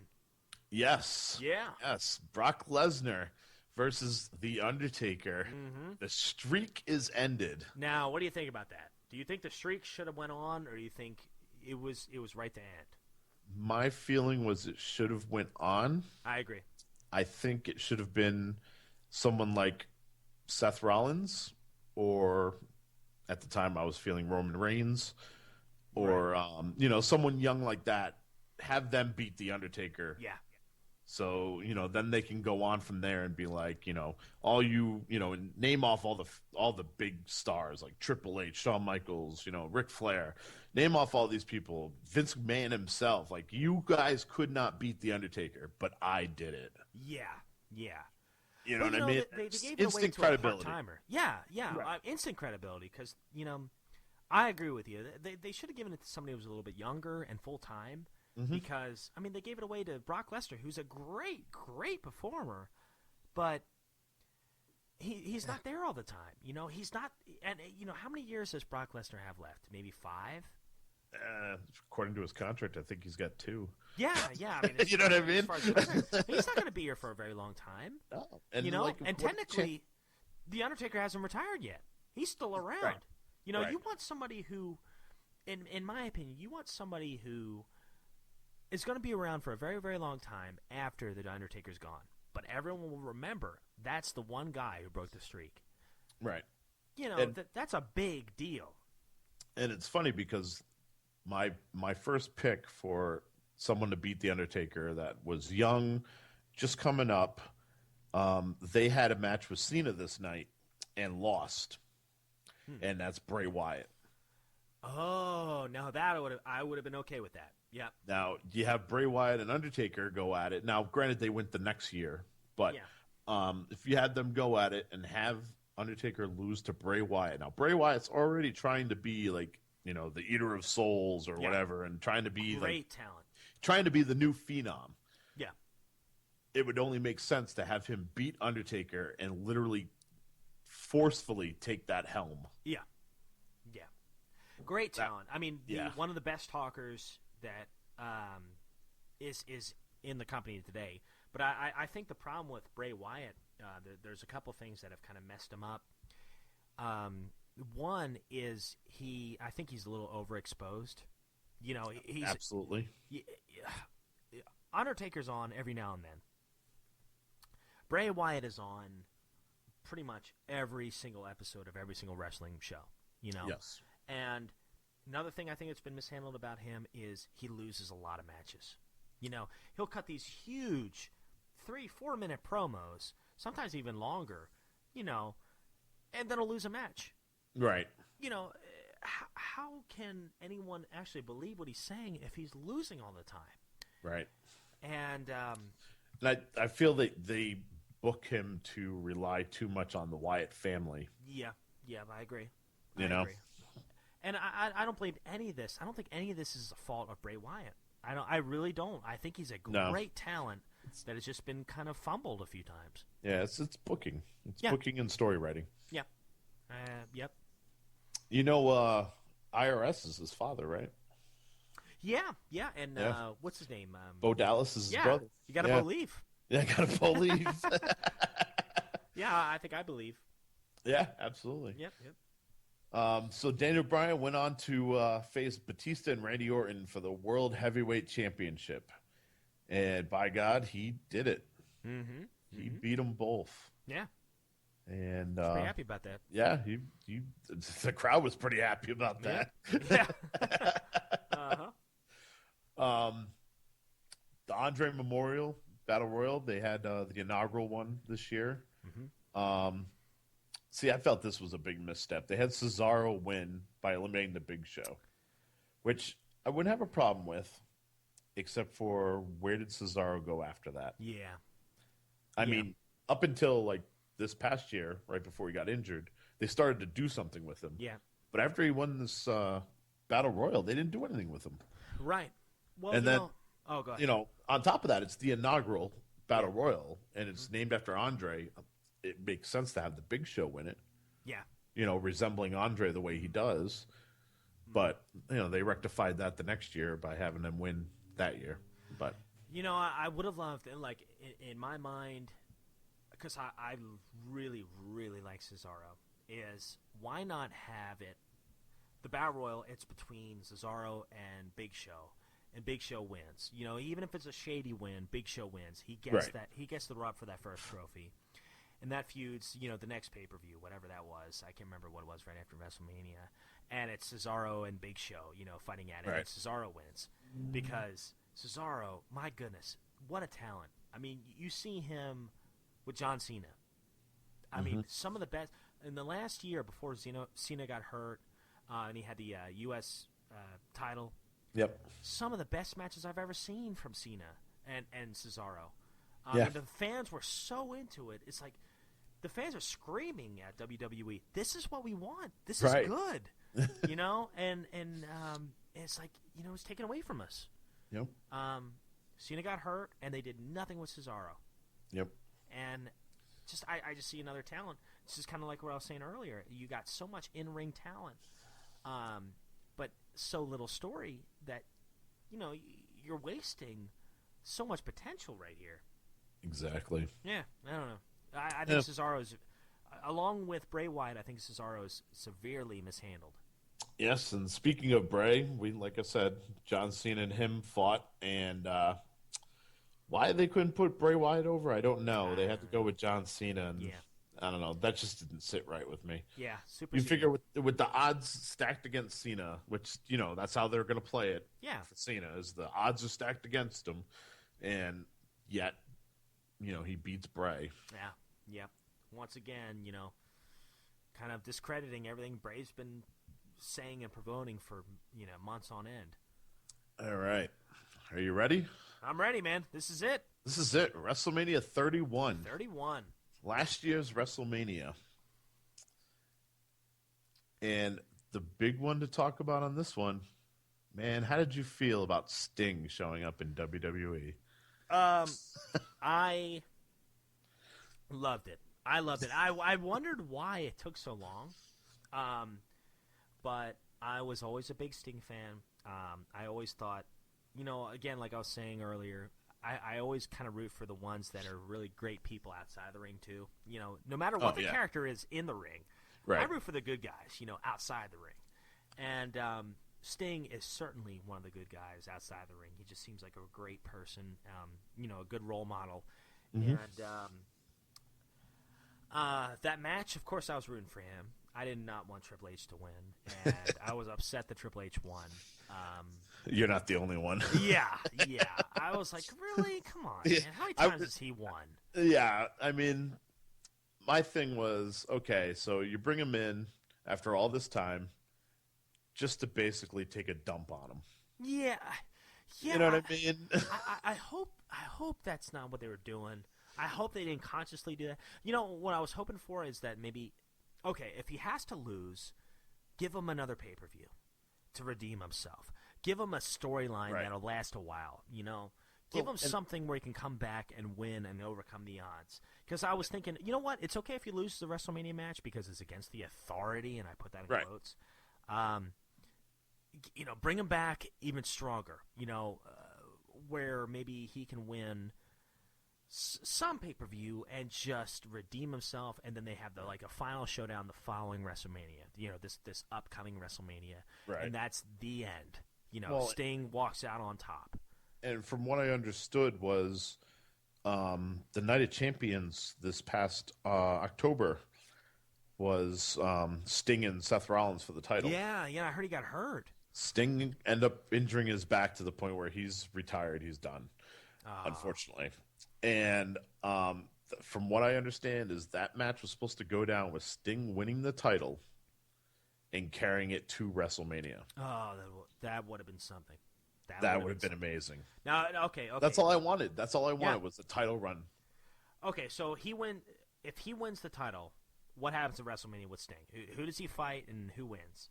I think logically, you put him with Undertaker. Give us that dream match. Oh, man. The match everyone's been, you know, it was kind of like a fantasy match for years. I remember years people talk about that. And you know, Undertaker and Sting. Right, and have it be a retirement match. Yeah. Retirement title match, right. Yeah. So. Yeah. That's what I always wanted was Undertaker and Sting, the way I saw it, in my mind and my own booking, was that both guys lay it all on the line and beat each other to a pulp to where they both had to be carried out of the ring. Yep. And that's how they both retire. Yep. No one wins, no one loses. Right. But, I guess that's, we'll just have to, stay in our thoughts and dreams. Yep, very true. So we had the Andre Battle Royal once again this year. Big Show wins by eliminating Damien Mizdow, which this is why it upset me that Big Show didn't win the first one and they had him win this one, because Damien Mizdow, when he was with the Miz, was over. Yes, he was getting cheered every which way, even though Miz wasn't. Right, exactly. And he was ripe for a push. You put the United States title on him. You know what I mean? Just push him. Yeah. You would have had a blast with him. And now look at him. He's, part of that, what do they call themselves? They're like the jobbers now. Yeah. But, it's like he's there, part of this group, kind of, helping out and doing their own thing. And I'm sure they're going to do something with these guys. But at the same time, it's it's a waste of talent. It really is. It is. Yeah. Let's see. Daniel Bryant has an incredible ladder match with Bad News Barrett, R-Truth, Dean Ambrose, Luke Harper, Ziggler, and Stardust. Mm-hmm. And not only did Bryant have an amazing match that he ends up winning, but, man, Dean Ambrose going off the top of the ladder through another ladder on the outside, it's insane. Good match. Good match. I remember looking him over to my wife, and I said, "This is a great match." Right. Yeah. I love the setup for this WrestleMania, just on the card itself, where you have Randy Orton fighting Seth Rollins, who's the Money in the Bank holder, and Randy Orton ends up beating Seth Rollins, and he beats him clean. Seth Rollins goes for the what do you call it? The curb stomp. There we go. Yeah. And Randy Orton ends up kind of thrusting his head up, which sends Rollins in the air, and Orton hits him with that midair RKO. Mm-hmm. You want to talk about a WrestleMania moment? That right there. Good match. A picture says 1,000 words with that one. Now, was this the one where not Daniel Bryan, Seth Rollins was wearing the white tights and boots and everything? Yes. Oh, okay, yeah. Because I remember commenting on that he looked just like Ricky Steamboat. Yes. When he was fighting Macho Man. Yeah. Because if you look side to side, they're wearing the same exact outfit. Mm-hmm. It kind of makes you wonder if Seth Rollins did that consciously. He might have compared. It's possible. Yeah, I don't know. It's a reach, but right. Yeah, it would make sense. You know what I mean? Because mm-hmm. this would have been, he ends up going on to obviously cash in and beat Brock Lesnar for the title. Yep. And WrestleMania 3 was Ricky Steamboat's first title. Yep. So that would make sense. Yeah, and I love Seth Rollins because he's such a snake. Oh, I love that. I love any weasel, like a Paul Heyman or a Bobby the Brain Heenan. Any weasel that just finds their way to just cheat. And even get the championship out of a technicality. I love that. And Seth Rollins just played that role so perfectly. So I can't wait for him to get back. Yeah, I'm hoping by SummerSlam he'll be back in the ring. Yeah. And doing good things. Yeah, I hope so. John Cena and Rusev had a fantastic match. I always pull for the Russian. I'm the guy who cheers for the heel every time. Me, so I'm about the same way. Yeah. We were at TLC and Rusev was out for a match, and I'm yelling, "Yes, for Mother Russia," and all this other stuff. And people are looking around me, just going are "What?" you from America? And then there we go. Undertaker comes back to WrestleMania. Looks good too. He looks real good. Yeah, he's got his hair growing back out. He looks like about 5 years younger. He had a subpar match with Bray Wyatt, though. Yeah, it wasn't his fault. Wasn't his fault. No, I just won't. It's age is catching up to him. sure. It really is. But yeah, Bray. It seemed like Bray did not hold his end of the stick on this one. It's Yeah, yeah. really how I felt. I mean, it could have been a spectacle, but again, I think at this point going into WrestleMania, not very many people thought Bray Wyatt would win. I mean, Right. Here Undertaker already lost one match to Brock Lesnar. Yeah, he's not And going to lose another. He's not going to lose two in a row. No. I mean, and Bray Wyatt had lost a lot of matches. A lot. Right. You know, Right. just about every other pay-per-view that he was in, he lost. You know, Right. and I don't think anyone ever really took Bray seriously. And that's, again, you can cut the best promo in the world, but if you can't back, you know, and it's not Bray, but Right. if the story doesn't allow him to win in the ring, then nothing matters. Right. Exactly. So, you know, you have that going on, and it was a short match, I remember.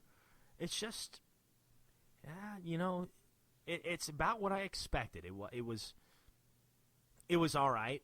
It wasn't a horrible match, but, you know, I was never really that excited about the match. I was pleasantly surprised to see how good The Undertaker looked as far as, you know, his physical appearance. Oh, absolutely. Yeah, but I was just kind of a little bummed out that, you know, it didn't last longer, and that, you know, it was just kind of subpar as far as the in-ring stuff goes.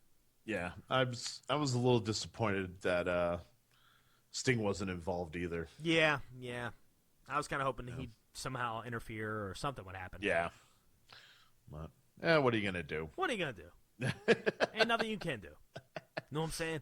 Yeah, it's true. Oh man, can you believe it? We went through the entire WrestleMania history. Jeez, 31. 31 of them. Jeez. So, this was like a 4-hour thing. Just about it. Yeah, absolutely. It was good, though. It was I'm gonna fun. have to. I was gonna say I'm gonna have to break this up into 2 episodes. Yeah, that sounds good. So, hey, I was on 3 shows of yours already. 3 shows. 3 Imagine shows. that. 3 shows in one day. Not bad. I can honestly say I've never done this before. I'm making you earn your spot. That's right. That's right. You know, like you and I are like the Shawn Michaels and Bret Hart. We're doing an Iron Man match right now. That's right. Yeah. All right. Let's see. Well, let me ask you something though. You know, Yeah. just to wrap it up. If you could pick one WrestleMania that's your all-time favorite, what would it be? Oh, see, I was going to get to that. Oh, see, great minds think alike. All right. So, overall, card-wise, Okay, you know what? I'm gonna throw a wild card at you. okay. You cannot pick WrestleMania 3. Okay, I'm fine with that. Okay, all right. I think I have to go with WrestleMania 12. 12. Okay, so that was the. It was the Shawn Michaels, Bret Hart Iron Man match. You had Rowdy Piper and Goldust in the backlot brawl. You had the 6-man tag with Ahmed Johnson, Jake the Snake Roberts, and Yokozuna versus Vader, Owen, and Bulldog. What else did we have on there?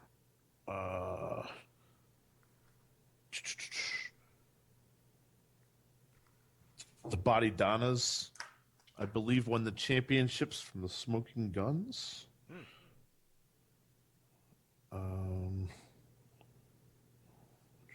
WrestleMania. Sad that I have to look it up now to see what the codes. Oh, we've been through a lot. I was going to say that was like 6 hours ago. Yeah, right. Oh, yeah, The Undertaker and Diesel in a decent match. Stone Cold got his revenge on Savio Vega. You got to see Stone Cold doing his thing. So, yeah. I mean, the only dud on the card really was Ultimate Warrior versus Triple H. Yeah.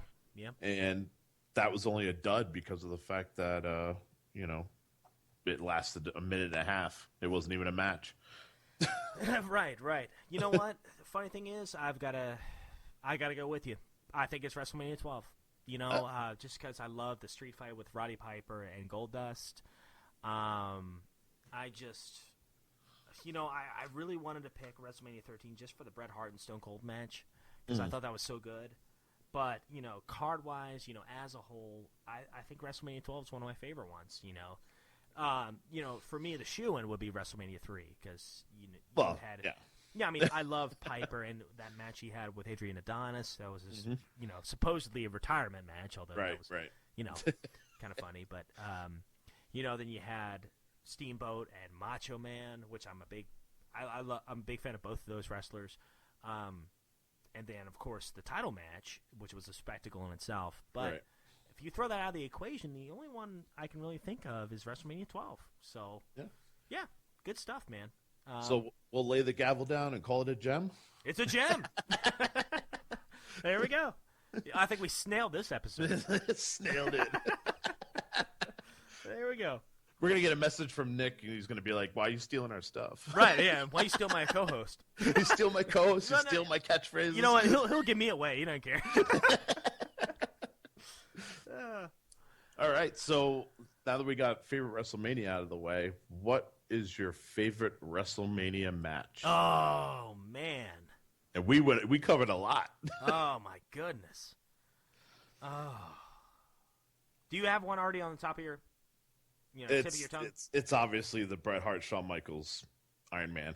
Really? That's your number one? Yep. Okay. Absolutely. I could play that back to back all day long and not get sick of it.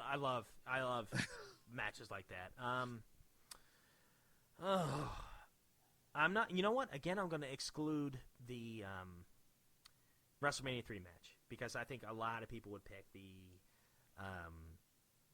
Steamboat and Macho Man match, which was a heck of a match. But I mean, if that's your favorite match, that's your favorite match. I'm not going to, discredit you because of it. Okay, well.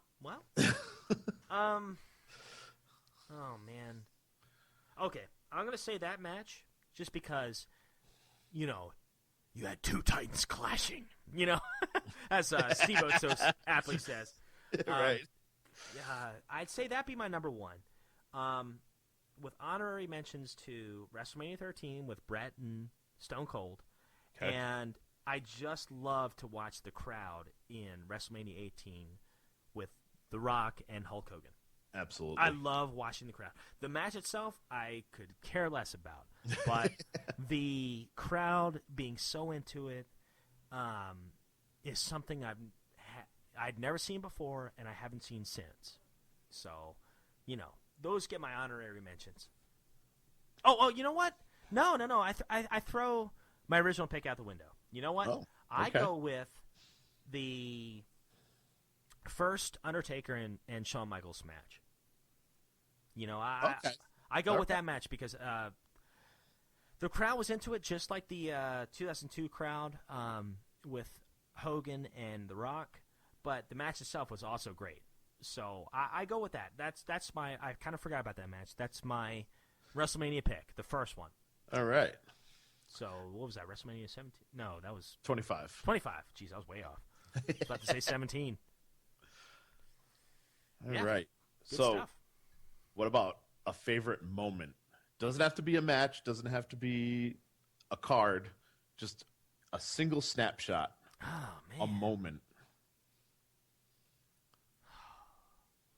That's a good one. I go with the right before Hogan and The Rock fight, and the crowd is just freaking out. I go with that moment. I think that was one of the coolest moments I've ever seen live.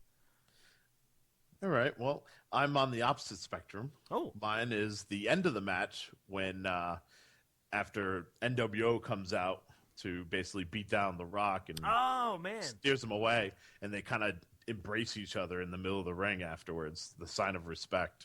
Oh, yeah. So, I'll tell you what, it was kind of cool to see them come out in the last WrestleMania, too. yes. Yeah, that was kind of neat. Yeah, I mean, people still love seeing the NWO come out. Yeah, I mean, that was a big point in wrestling history. That's right. Before it, kind of got oversaturated with NWO. Yeah, Mexico. NWO. Yeah, I mean, we got all sorts of different NWOs. Yeah, right. Yeah, black and white NWO, red and black NWO. Yeah. Geez. We had the Latino NWO. Right. We had, the NWO Russian light. NWO. Yeah. Right. So, Sting had his own NWO. That's right. Right. All Sting right. WO. Let's see. I got feedback, All right. which isn't too bad considering I posted it up, 15 minutes before we recorded. Yeah, that was what, 7 hours ago? Sorry. So true. So Eli Pixel Dad Rogers says his favorite matches are Savage and Flair, Oh. Hogan and Warrior, Shawn and Brett. He was like, favorite wrestler, though never had a great WrestleMania moment, was Mr. Perfect. I would agree with that. Yeah, I agree with that. Yeah. Mr. Perfect, man, what a heel he was. He was great. Oh, yeah. I loved him. Him and Bobby Heenan together. Gold. Two snakes. Exactly. George Vosper says, the one you spoiled for me, Joe, that was good. That one was good. Which I replied, I think he's talking about last year when Rollins cashed in. Oh. I guess he wasn't watching it, and Was that WrestleMania? yeah. Oh, okay. Well, what was the title match? I know we just talked about it. What was the title match for last WrestleMania? That was Brock and Reigns. Yeah, that's right. And And Seth Seth Rollins cashed in on Brock. Yep. Oh my gosh, that was great. I remember Yeah. looking like I was on the edge of my couch. I was like, "Oh my gosh!" My wife too. She was like, "What?" Yeah, I think what he's talking about is we were watching it, and like him and I had been talking throughout the night about what was going on, and I don't know if he stopped watching or his feed was delayed a little bit, but I think I texted him and was like, "Oh my God, I so told you that Seth was going to cash in," Yeah. and he was like, "No." Oops. Whoops. Hey, you snailed it. He can't. Right. He'll give you a hard time there.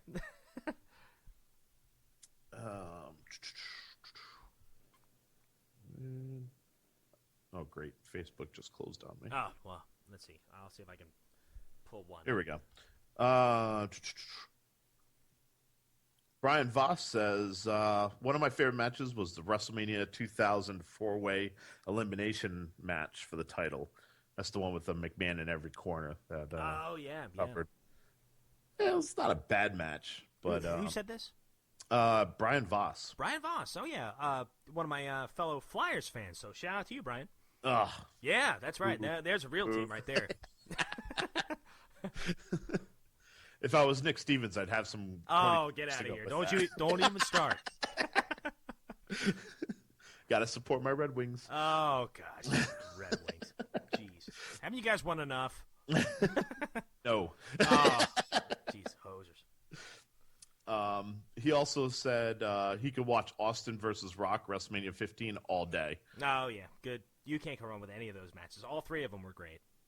So I got a hoser named Landon Long. Hey, I know him. Yeah, I know that guy. Yeah.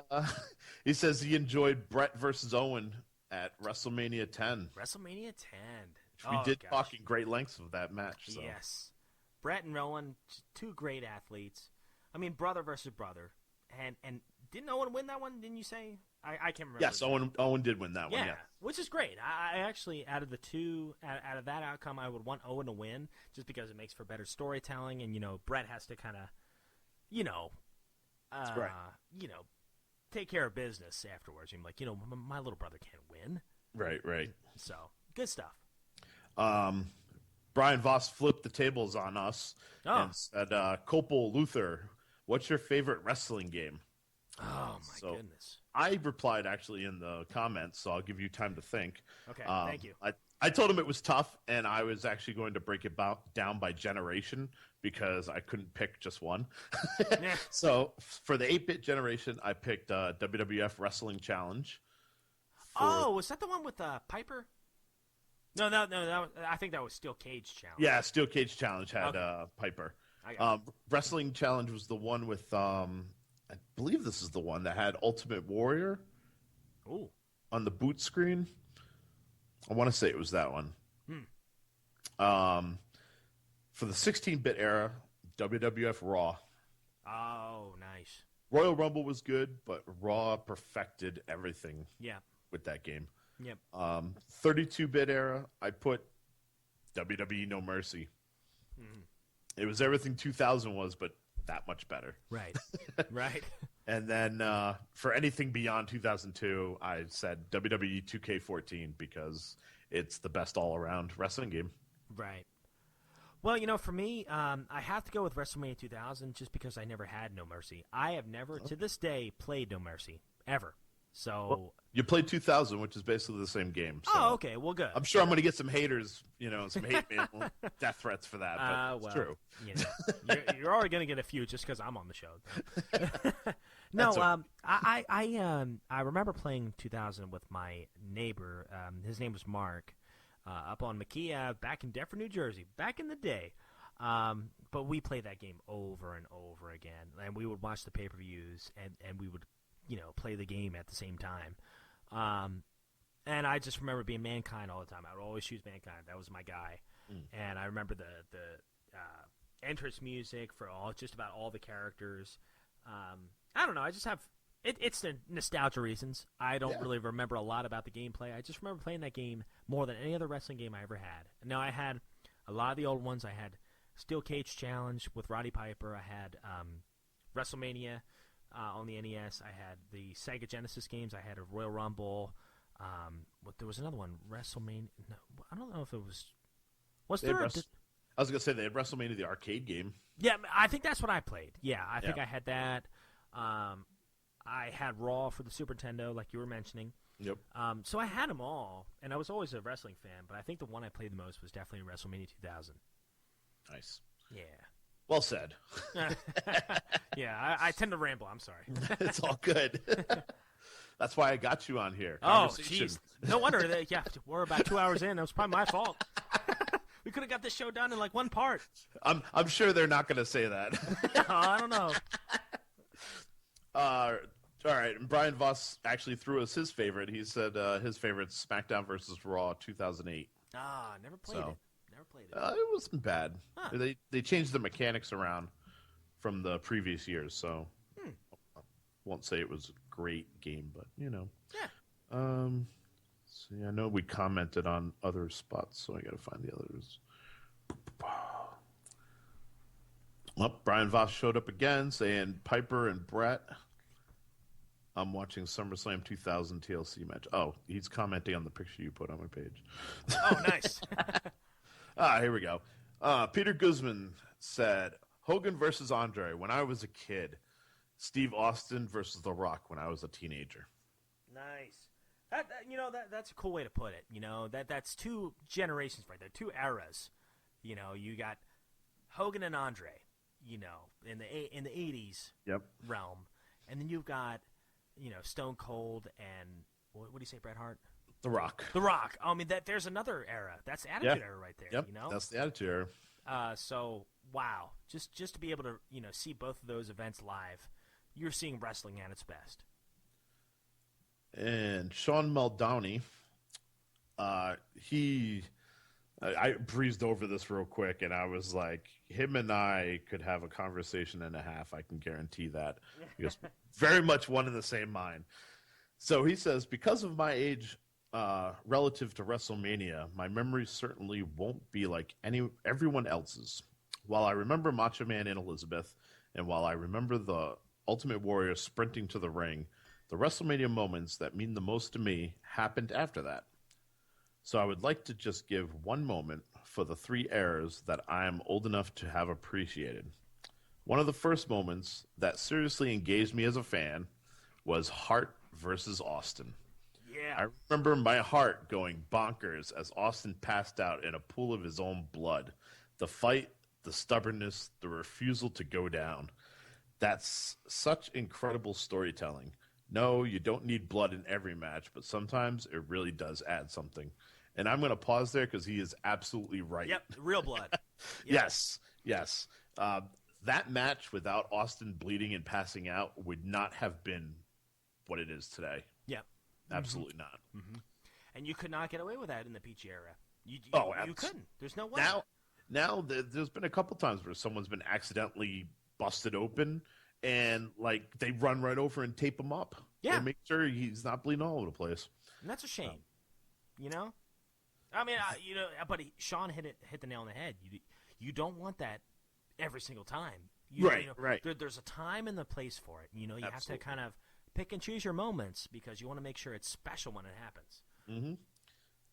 He goes on to say, while it's very unpopular to say now, I loved Chris Benoit. I'm with you, Sean. Still a big Yep. Benoit fan. Mm-hmm. His intensity and his technical prowess was always something to watch. And so when he beat Triple H and Mr. WrestleMania himself, it was one of the best feel-good moments that I had seen. Yeah. He finally made it. Yep. Agreed. Before everything that had happened, I loved Chris Benoit. I mean, he was like an up and comer, but he was so technically sound, and he could put off a heck of a match. You know, and I hate everything that happened, but that will never take away what he did for wrestling. I mean, Right. he was a great wrestler. You know, I agree. I agree with everything Sean said. He goes on to say, and finally, I'll say it now, Seth Rollins is my favorite wrestler. Hey, my guy. Said Shawn Michaels and Sting of my childhood. Boy, I like Sean. He and I view this very similarly. Seth Rollins is my favorite wrestler right now. Oh, yeah, absolutely. Yeah. I was joking with Landon. I was like, dude, I remember there was one where he did a very, very long promo. It was like a 20-minute promo of why he turned on the Shield and everything. Right. And he's the architect and stuff. And I remember, it receiving some criticism, that he's talking for too long. I was like, this guy's good. And this guy's only going to get better. And he did. For a whole year, he carried the ball. Absolutely. He was a perfect weasel heel. I loved him for that. I think he's great, and I think he only got better with time. Absolutely. Mm-hmm. Goes on to say, last year's WrestleMania was one of my favorite shows ever. That's a bold statement. From the curb stomp that got launched into an RKO to Sting and Triple H wrestling a very old school style match with DX and NWO showing up. It had everything. The icing on the cake, though, was seeing Rollins sprint down the ramp as Brock and Reigns laid in the center to cash in. He goes, I'm getting goosebumps right now as a 28-year-old man. You're still young, Sean. Reliving my reaction for this message. It was surreal. It's something that video packages can't envelop anymore with the banning of the curb stomp. But that is my all-time WrestleMania moment. Thanks for the outlet. Absolutely, buddy. That was great. And Brian Foss went on to comment that, Benoit was good. So I agree with everything Sean said. Him describing that, I mean, it was very well written what he said, but yes. Him describing that, I remember watching that on the couch with my wife, and I was like, oh my gosh, Seth is cashing in, oh my gosh. It was such a perfectly, I remember putting it on the boards as it was happening. I'm a big fan of Smart Wrestling Fan. Mm-hmm. Oh, have you heard of that show by any Oh, chance? yeah. Oh, see, I love that show. I've been listening for years, and I posted on their wall. I was like, oh my gosh, this is happening, and I just, it was something that, it's so exciting. Money in the Bank, that added so much to wrestling because there's that wild card possibility now. You have this chance that somebody can throw everything out, the whole storyline, even when you're starting to think, okay, I can predict where this storyline's going. If somebody cashes in, that can change everything. Will they cash in and it fail? Will they cash in and it work? And then what will happen if it does work? So when Seth cashed in, that was a moment that I will never forget. That was a really, really cool moment, and I dare say the last WrestleMania, 31, was one of the best WrestleManias we've had in probably 10 years, I would say. Yeah, absolutely. Good WrestleMania. From bell to bell, absolutely. Yeah. So for some reason, I can't find the post that you put up in the Retro Junkies. Dan Kelly, one of our listeners, says Bret Hart versus Owen Hart from WrestleMania 10. Bret Hart versus Steve Austin from 13. And Shawn Michaels versus Kurt Angle from 21. And Daniel Bryan versus Triple H from 30. Sorry, so many choices. Well, the common theme among all of those is great sound wrestling. Yes. Yeah. Absolutely. Mm-hmm. And moving stories between the Bret Hart and Owen Hart match, the Bret Hart Steve Austin match, even the Michaels Kurt Angle. Like, that was an emotional match. Same with Daniel Bryan and Triple H. It was an emotional match. So, yeah. Absolutely. Yeah. And Brian Voss says WrestleMania 23 was a pretty awesome memory. A bunch of my friends split the cost and ordered pizza, and I was on the edge of my seat for the Shawn Michaels versus Cena match. So, yeah. Nice. Once again, the common theme here is Bret Hart and Shawn Michaels. Yeah.